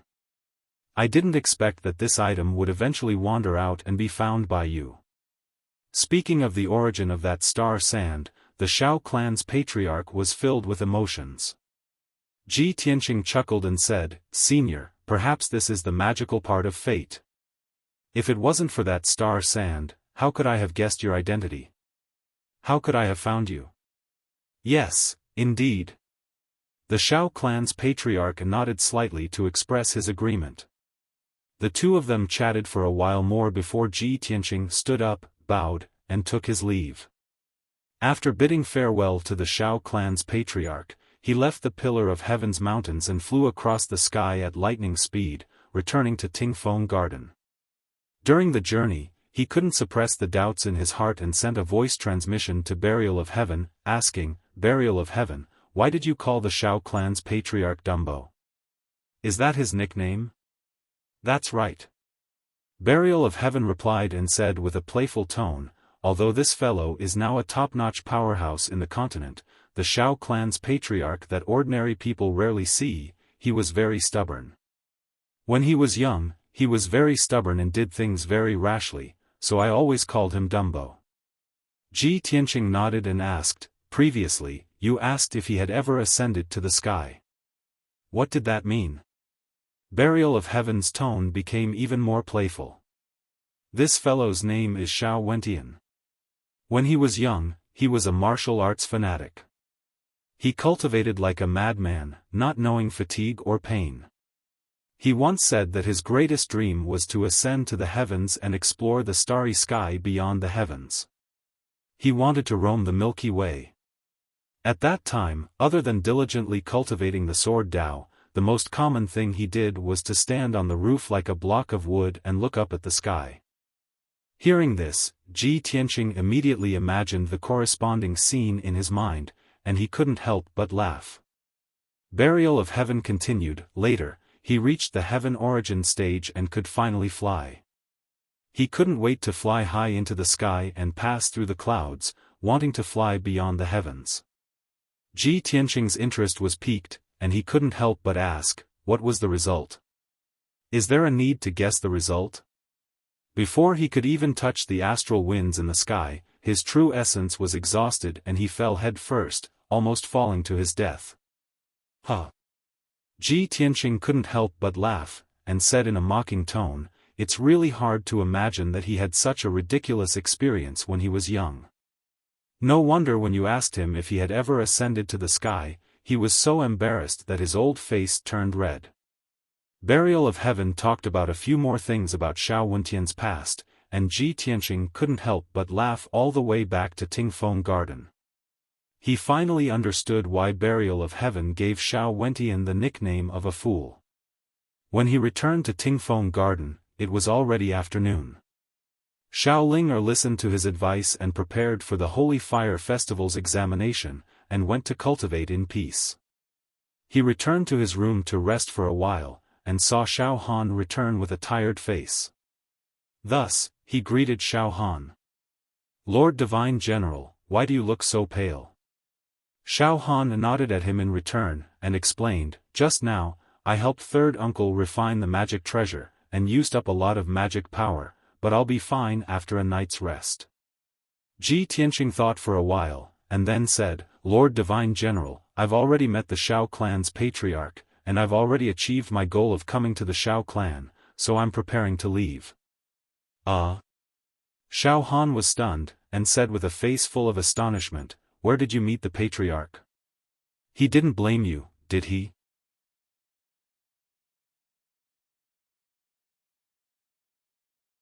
Chapter 1179. My forefather had a good chat with you? He even agreed to your request. Xiao Han's body trembled as he looked at Ji Tianqing in disbelief. His eyes were filled with shock as he could not believe it. After all, the Xiao clan's forefather held a very high position and even he had only met him twice. After a moment of silence, he could not help but ask, "Tianqing, I have a question in my heart, but I've been holding it in. Can you tell me what's the relationship between you and my forefather?" Why did you come to the Xiao clan to look for my forefather? Ji Tianqing revealed a smile and said, Sir Divine General, I do have some relationship with your forefather, but as for what it is, please forgive me for not being able to reveal it. As for the reason why I came to look for your forefather, if I told you that I want to ask him to come out and help me save the Tianxian continent, would you believe me? Ask my forefather to help you save the Tianxian continent? Xiaofan was stunned as he looked at him strangely. He did not know whether to laugh or cry as he said, Tianqing, it's fine if it's not convenient for you to reveal it. Why do you have to make fun of me? Ji Tianqing looked at him with a faint smile and said with a playful tone, I'm telling you the truth, but you don't believe me. Then there's nothing I can do. Xiaofan smiled bitterly and said, Our Xiao clan has never interfered with worldly affairs. How could my forefather help you save the continent? Ji Tianqing waved his hand and said, Forget it, let's not talk about this anymore. I've finished my business and achieved my purpose in coming to the Xiao clan. I'll take my leave now. Xiaofan immediately persuaded him to stay. Tianqing, you don't have to be in a hurry to leave. Tomorrow night is the Holy Fire Festival, a grand festival that happens once every 20 years. Since you're here, of course you should watch the ceremony before you leave. Besides, if you want to leave now, I can't send you off or lead the way for you. Why don't you stay for one more day? After the Holy Fire Festival ends, we'll leave together. What do you think? Ji Tianqing thought for a moment and nodded, All right, since you've said so, I'll wait for one more day. The matter was settled. Ji Tianqing stayed in Tingfeng Garden for the time being. He would leave with Xiaofan after the Holy Fire Festival ended. Xiaofan's face was full of weariness. His magic power was exhausted, so he returned to his room to meditate and adjust his breathing. Ji Tianqing had nothing to do, so he went to the weapon forging workshop to watch the third elder forge a magic weapon. In order to help the third elder refine the magic treasure as soon as possible, he also lent a helping hand. Using his vast and boundless magic power, he added 2 more restrictive magic arrays on the magic treasure. In this way, the refining speed of the magic treasure would be much faster, and the power of the magic treasure after it was refined would increase by about 50%. During this process, he also exchanged insights with the third elder and learned a lot from him. Unknowingly, 12 hours had passed. When Ji Tianqing left the armament workshop, it was already late at night. As soon as he returned to the verdant pine courtyard, he saw a black shadow flash by in the dark night. The black shadow was extremely fast and agile. In the blink of an eye, it flew out of the verdant pine courtyard. Even so, Ji Tianqing's superb eyesight and powerful spiritual power were still able to detect some information. He could see that the black shadow was a middle-aged man wearing a black robe and a mask. His strength was around Sky Origin Stage LV8. Moreover, the black shadow was very unfamiliar. His movements were sneaky, and he seemed to have ill intentions. With his powerful spiritual power, he memorized the spiritual aura of the masked man and secretly detected his escape route. The masked man was very familiar with the terrain of Tingfeng Garden. After flying out of the verdant pine courtyard, he quietly avoided several sentry posts and guards and left Tingfeng Garden.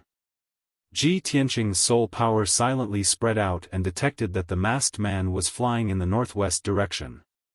He did not chase after him. Instead, he returned to his room with a calm expression and pondered silently. This man is very familiar with the terrain and guards of Tingfeng Garden. He should be from the Xiao clan. If he is from the Xiao clan, why is he wearing a black robe and a mask and sneaking out of the verdant pine courtyard? No one usually lives in this courtyard. Only Xiaofan and I live here. No. There must be a conspiracy. Thinking of this, Ji Tianqing immediately released his spiritual power and extended it in all directions to investigate the entire verdant pine courtyard. Under the cover of his powerful spiritual power, every brick and tile, every inch of the walls and floor of the verdant pine courtyard appeared clearly in his mind. He quickly detected that there was a trace of true origin left in his room. That trace of true origin was the same as the masked man's aura. Therefore, he stepped into the room and looked around with a burning gaze.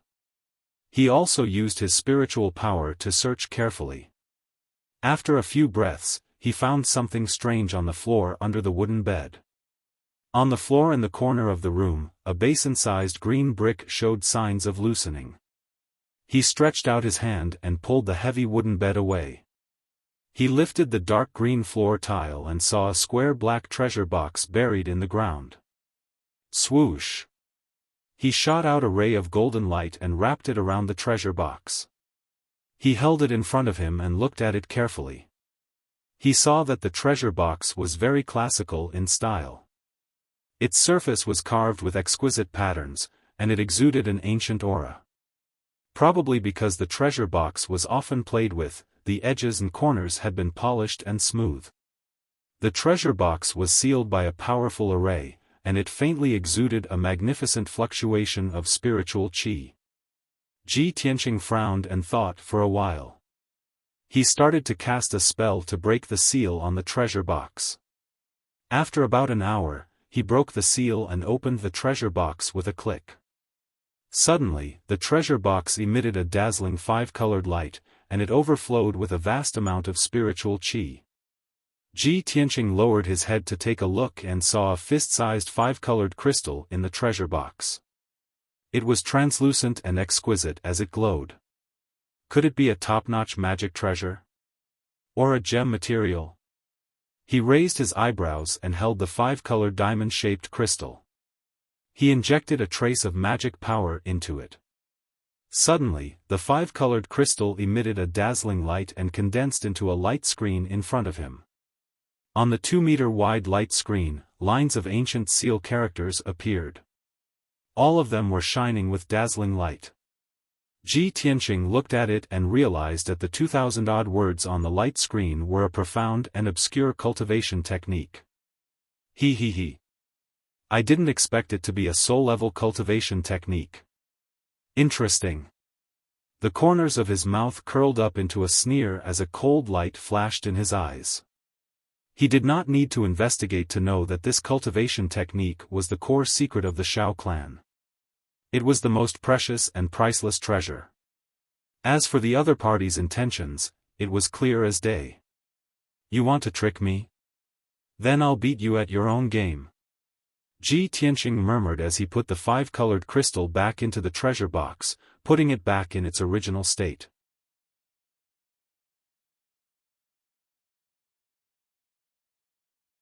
Chapter 1180.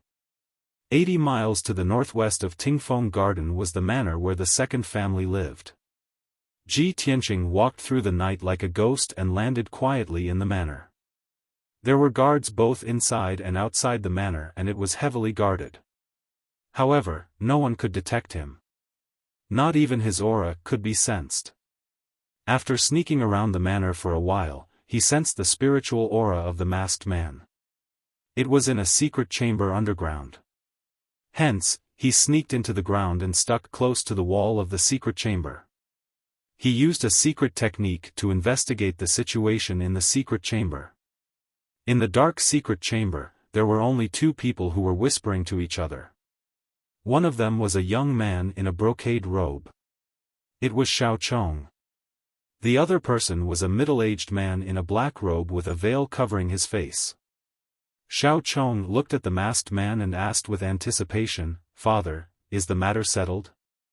The masked man nodded slightly, and said with a tone full of conceit, "Of course, nothing will go wrong if I take action for my father. Don't worry, you will be able to enjoy a good show tomorrow night." Xiao Chong was so excited that his cheeks turned red. He laughed coldly and said, That's great. This time, that kid is dead meat. In order to get our hands on the first Elder's Soaring White Sun scripture, we have put in a lot of effort and risked a lot of danger. Luckily, the plan succeeded. Everything was worth it.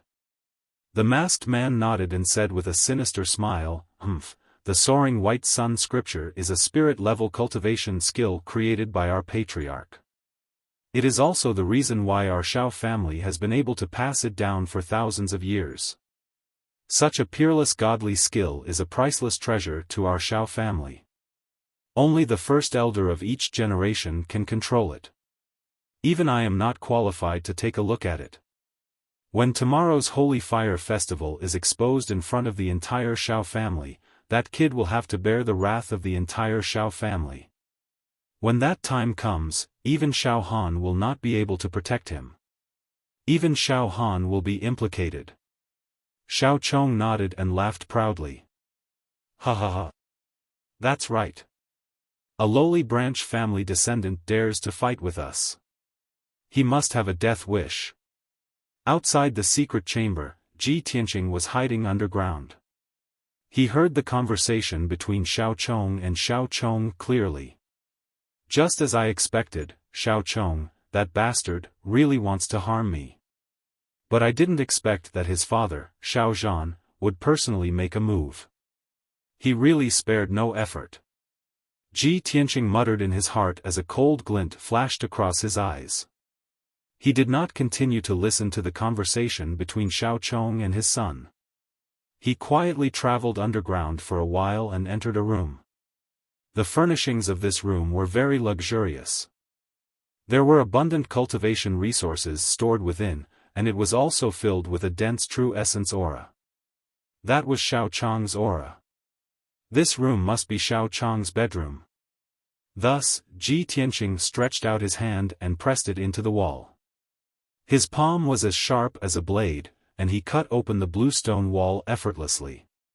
He took out the treasure box from his spatial ring and hid it in the wall. Then, he rubbed his palms against the green stone wall and used his qi to smooth it out, leaving no traces behind. After doing this, he quietly left the room and left the manor. Throughout the entire process, he did not make a single sound, nor did he alert anyone. 15 minutes later, he returned to his residence in Tingfeng Garden. He sat in his room and meditated. The night passed very quickly.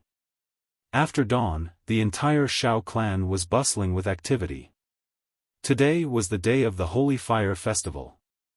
It would be held tonight at Evergreen Mountain. Evergreen Mountain was the main peak of this mountain range. It was also where the disciples of the first branch resided. There was not only a vast and luxurious manor on that 1,000-zhang tall mountain, but there was also a plaza that could accommodate 10,000 people. In the north of the plaza stood a 300-zhang tall statue of the Xiao clan's patriarch. Beside the statue was a 300-zhang tall ancient pine tree. It had a history of 1,000 years, but it was still dark green and full of vitality. That ancient pine tree was evergreen. It also meant that the Xiao clan would always be prosperous and evergreen. This was also where the name Evergreen Mountain came from. Early in the morning, the disciples of the Xiao clan started to get busy.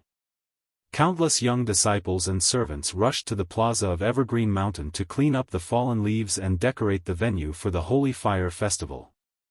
The dozens of young disciples, including Xiao Ling and Xiao Chen, were cultivating intensely, repeatedly practicing the secret techniques of the martial Tao. These young disciples were going to participate in the Holy Fire Festival's test tonight and strive to get a good ranking in the test. The rules of the Xiao clan were very straightforward and simple. Only the disciples with outstanding talent and aptitude could obtain more abundant cultivation resources and receive the guidance of senior experts. Only the two most outstanding young disciples were qualified to leave the Xiao clan and venture out into the outside world. For the entire day, the disciples of the Xiao clan's 9th branch discussed, filled with anticipation for the Holy Fire Festival tonight. Everyone was discussing which young genius would obtain the top 2 spots and obtain the qualification to leave the Xiao clan. Some people believed that Xiao Chong and Xiao Ku would obtain the top 2 spots. However, there were also people who felt that the top 2 spots would be Xiao Chen and Xiao Ling. Aside from these people, there were a few other genius disciples who also had a chance to obtain the top 2 spots. In short, the disciples of the various branches all had different opinions. Ji Tianqing was not interested in this. No matter who passed the Holy Fire Festival's test or who could leave the Xiao clan, it had nothing to do with him. Xiao Chen sat in his room and meditated until evening. Then, he walked out of his room and rushed to Evergreen Mountain. Xiao Chen's expression was as calm as water. However, a thought flashed in his mind. There will definitely be a good show to watch tonight. Thinking of this, Xiao Chen's lips curled up in a playful, cold smile.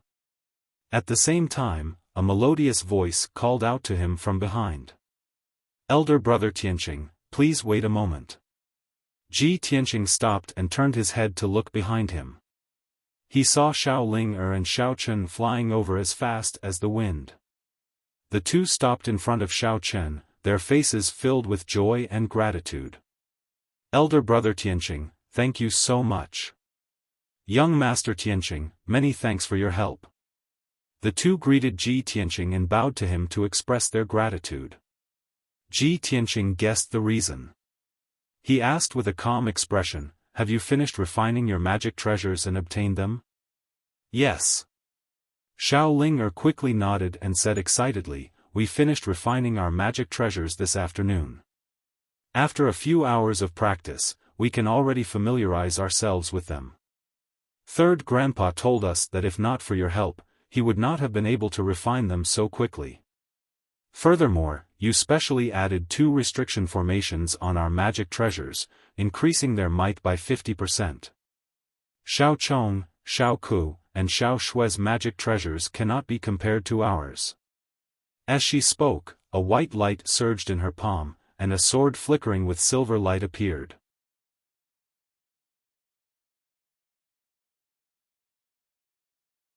Chapter 1181.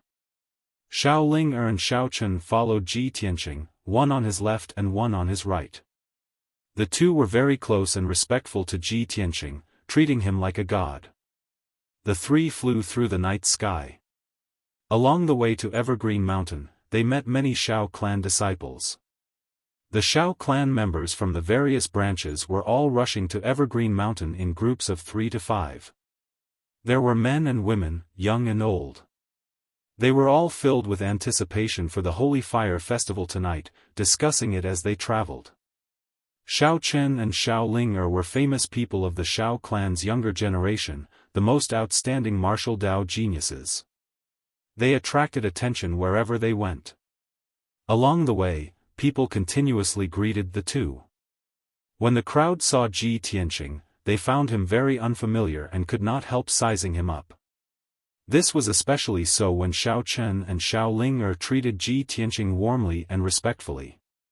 This made the crowd even more curious about Ji Tianqing's identity. Soon, the three arrived at Evergreen Mountain and landed in the vast plaza. Thousands of people were already waiting in the plaza, which was 1 kilometer in diameter. Bonfires were set up around the plaza. The flames rose fiercely, illuminating the pitch-black night sky. About 4,000 Xiao clan members were divided into 9 regions, standing in the plaza. There was a tall arena 100 meters in diameter in the center of the plaza. A strong spirit-grade formation protected the arena. No matter how the young geniuses fought in the arena, it would not affect the people in the plaza. After Ji Tianqing, Xiao Ling and Xiao Ling arrived at the plaza, they walked into the crowd of the third branch disciples. The three stood still in the crowd, waiting for the Holy Fire Festival to start while sizing up the surroundings. The plaza was bustling with noise and excitement. Everyone was discussing, and countless people had expectant smiles on their faces. Many young disciples were also rubbing their fists, eager to give it a try. Naturally, Xiao Ling and Xiao Chen were somewhat excited. They were very confident about tonight's test. However, the two of them did not look around. They kept Ji Tianqing by his side, telling him about the origin of the Holy Fire Festival and some of the interesting things related to it. Ji Tianqing listened quietly, nodding or commenting from time to time. His expression remained indifferent the whole time. Suddenly, he felt a few sharp auras staring at him from the shadows. He turned his head and saw a well-dressed young man staring at him coldly from the crowd of the second branch disciples next door.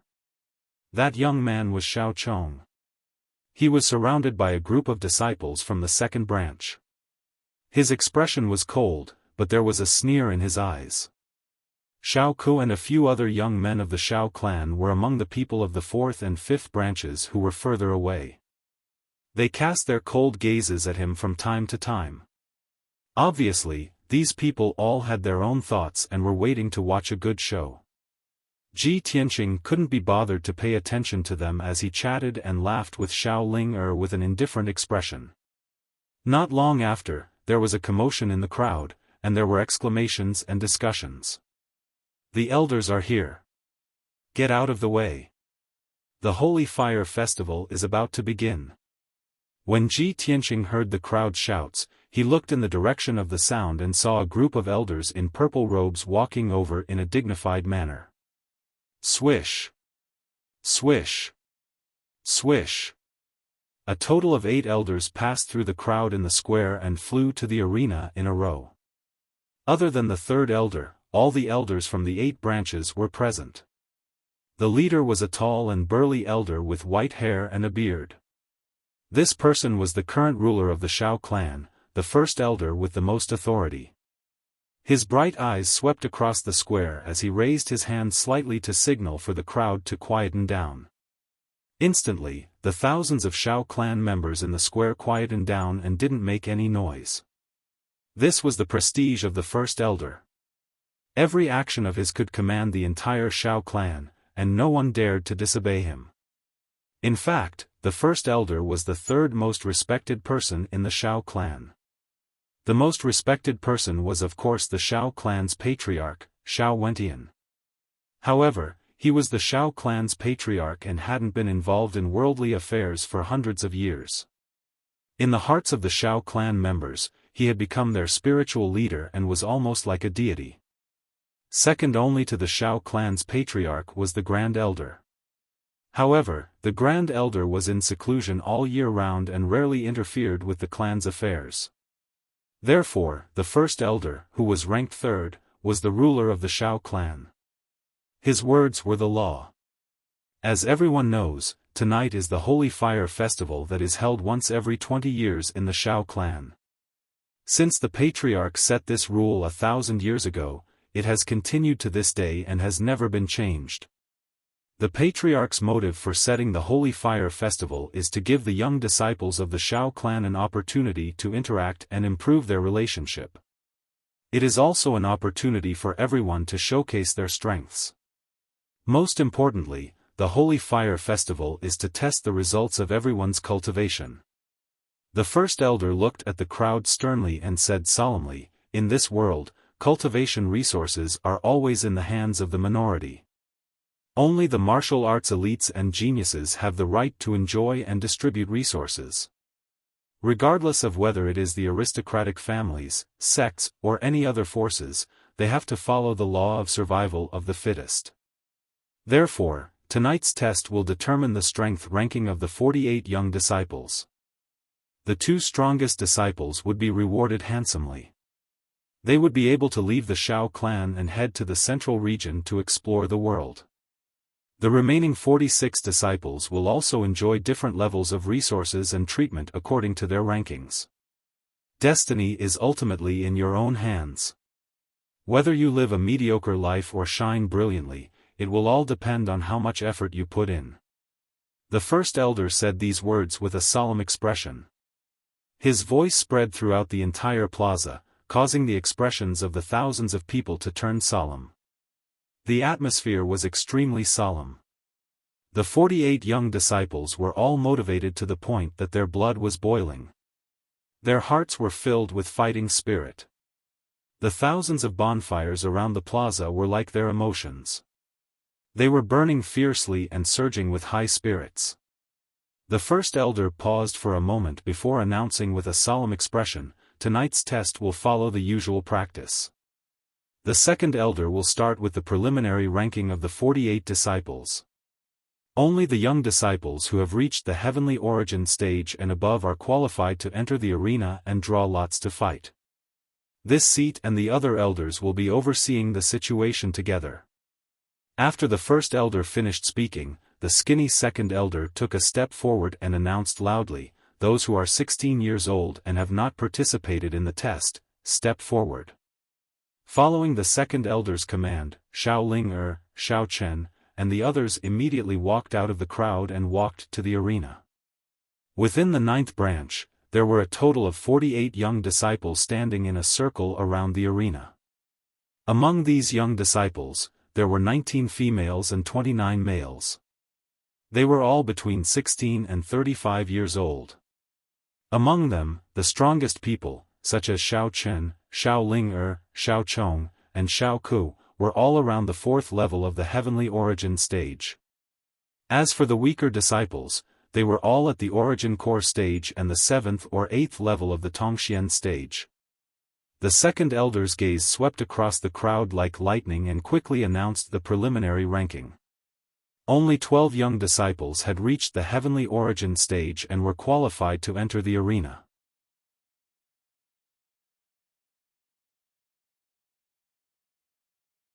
Chapter 1182.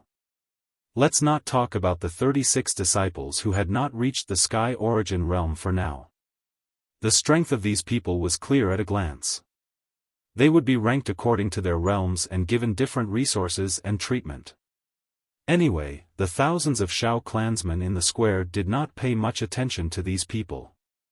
Everyone's eyes and expectations were all focused on Xiao Chen, Xiao Ling, and the others. After the second elder announced the rankings and treatment of the 36 people, he looked at Xiao Chen and the others with a dignified gaze. There are 12 disciples who have reached the sky origin realm in this holy fire festival. According to everyone's strength, I will give the preliminary rankings as follows. First place, Xiao Chen, Xiao Ling, Xiao Chong, Xiao Ku, and Xiao Shui are tied. Second place, Xiao Pan and Xiao Gang are tied. Third place, Xiao Ying. Fourth place. The rankings announced by the second elder were only based on the strength of the 12 disciples. The final rankings would only be known after they went up on the stage. With a schwa sound, the great elder shot out 12 rays of golden light, which wrapped around 12 jade lots, floating in the gloomy night sky. Second elder, please draw lots for the 12 juniors. The second elder nodded slightly and shot out a few dazzling lights, which disrupted the 12 golden lights and divided them into 6 pairs. The first elder took out the 6 pairs of jade lots and read out the names on them. Xiao Ku against Xiao Gang. Xiao Chen against Xiao Pan. Xiao Ling against Xiao Ying. Xiao Chong against. When the first elder finished reading out the results of the draw, everyone secretly heaved a sigh of relief. The crowd in the square also burst into discussion. Luckily, the 5 geniuses tied for first place did not meet in the first round. Yes. Although the competition will go on for many rounds, and the strong ones will win in the end, if they meet in the first round, it will be a great loss to their strength. The top 2 of this year's assessment will definitely be chosen from those 5 geniuses. I wonder who will win. After the thousands of people in the square discussed for a while, the first elder announced the start of the competition. The first pair of disciples was Xiao Ku and Xiao Gang. Both of them were young men in their early 20s with a strong aura and were tall and sturdy. The martial techniques and secret techniques that they cultivated were mostly the same. Their styles were also violent and fierce. But the difference was that Xiao Ku was at the 4th level of Sky Origin stage, while Xiao Gang was only at the 3rd level of Sky Origin stage. The result was indisputable. After Xiao Ku and Xiao Gang fought intensely for 40 moves, Xiao Gang was defeated on the spot. The 2 of them fought fiercely in the arena. Saber light and sword shadows constantly burst forth, illuminating the dark night sky. Boom! The muffled sound spread throughout the entire evergreen mountain. It was very shocking. When Xiao Gang was defeated and left the arena in a somewhat sorry state, Xiao Ku revealed a complacent smile. He stood on the arena and looked down at Xiao Chen and Xiao Ling with a provocative gaze. Of course, Xiao Chen and Xiao Ling were not convinced and glared back. Next, it was the turn of the second pair of young disciples. Xiao Chen stepped onto the arena and faced a young woman with a graceful figure, Xiaofan. Xiaofan knew that she was not as strong as Xiao Chen and could not defeat him. In order to preserve her strength and obtain a better ranking, she rationally chose to admit defeat. Xiao Chen easily won, but no one expressed any dissatisfaction. They all felt that this was a matter of course. Soon, Xiao Ling, Xiao Chong, Xiao Shui, and the other young geniuses stepped onto the arena to fight. These people were the most outstanding young geniuses of the Xiao clan. They were all at the heavenly origin stage and had cultivated profound martial techniques and secret techniques. Everyone displayed their strengths in the arena. They all executed the martial techniques they were most proficient in and used their strongest secret techniques. The ground shook and the mountains shook. Muffled sounds shook the sky. The thousands of people in the plaza were dazzled by the sight. They continuously cheered and applauded. The atmosphere in the plaza became more and more lively. The Xiao clan's people were all in high spirits as they discussed spiritedly. Even the 9 elders were very satisfied with the performance of the geniuses. They would occasionally nod their heads or give a few comments. Only Ji Tianqing stood silently in the crowd, watching the fights on the arena with an indifferent expression. The fights of these heavenly origin stage cultivators were too weak in his eyes. There was nothing to watch. Soon, 2 hours passed. After more than 10 fights, Xiao Gang, Xiao Pan, Xiao Ying, and the other young disciples had their rankings confirmed. Only Xiao Chen, Xiao Chong, Xiao Ku, Xiao Ling and Xiao Shui were left. The top 5 had not been decided yet. They were about to enter the final fight. The highlight of the night was about to be played. The thousands of people in the plaza all burst out in excited cheers. They shouted excitedly and looked forward to it. The second elder drew lots for the 5 people to decide their opponents. Aside from Xiao Chong, who was lucky enough to get a bye, the other 4 had to fight against each other. The first match was Xiao Chen versus Xiao Ku. When the 2 of them revealed hostility and stepped into the arena with cold eyes, Ji Tianqing became slightly interested. He quietly watched the 2 of them fight. Xiao Chen and Xiao Ku already had a deep grudge. They both swore that they would defeat the other in front of everyone on the Holy Fire Festival's arena and take revenge. At this moment, the 2 of them stood still in the arena. They took out their magic treasures and attacked with all their might. Xiao Ku's magic treasure was a thick black saber. It weighed 5,000 kilograms and had the terrifying power to split mountains and rivers. As for Xiao Chen's magic treasure, it was the sun and moon magic seal. It released golden sunlight and silver moonlight. Originally, Xiao Ku was full of confidence and thought that he would definitely win tonight. But when Xiao Chen took out the sun and moon magic seal, his expression changed drastically. He revealed a look of disbelief. This is impossible. How can you have a magic treasure? Xiao Chong, Xiao Shui, and the others below the arena also revealed a look of astonishment. Their expressions became very ugly. They did not expect Xiao Chen to also have a magic treasure. Furthermore, the aura of the magic treasure was even stronger. Xiao Chen curled his lips and sneered, "Even you guys have magic treasures. Why can't I have one? Xiao Ku, I have waited for this night for 5 years. Since the day you framed my brother, I swore that I would defeat you in front of the entire clan during the Holy Fire Festival and trample you under my feet." Although Xiao Ku was flustered, he quickly calmed down. He retorted with a cold expression, "Xiao Chen, don't make slanderous accusations. Your brother violated the clan's rules and was punished by the elders." Xiao Chen's entire body was surging with anger. He shouted coldly, "You and I both know the truth of the matter. Wait until I trample you under my feet, then you can quibble." As soon as he finished speaking, his entire body surged with five-colored spiritual light. He poured his surging quintessence into the sun and moon magic seal. Overturning sky strike. The sun and moon magic seal became as big as a house on the spot. It flew into the night sky and released dozens of gold and silver light pillars that were as thick as buckets. They bombarded Xiao Ku's head. You're tuning into the Xiaofan's Wuxia Tales YouTube channel. Don't forget to subscribe and join us on this journey to catch the most captivating stories.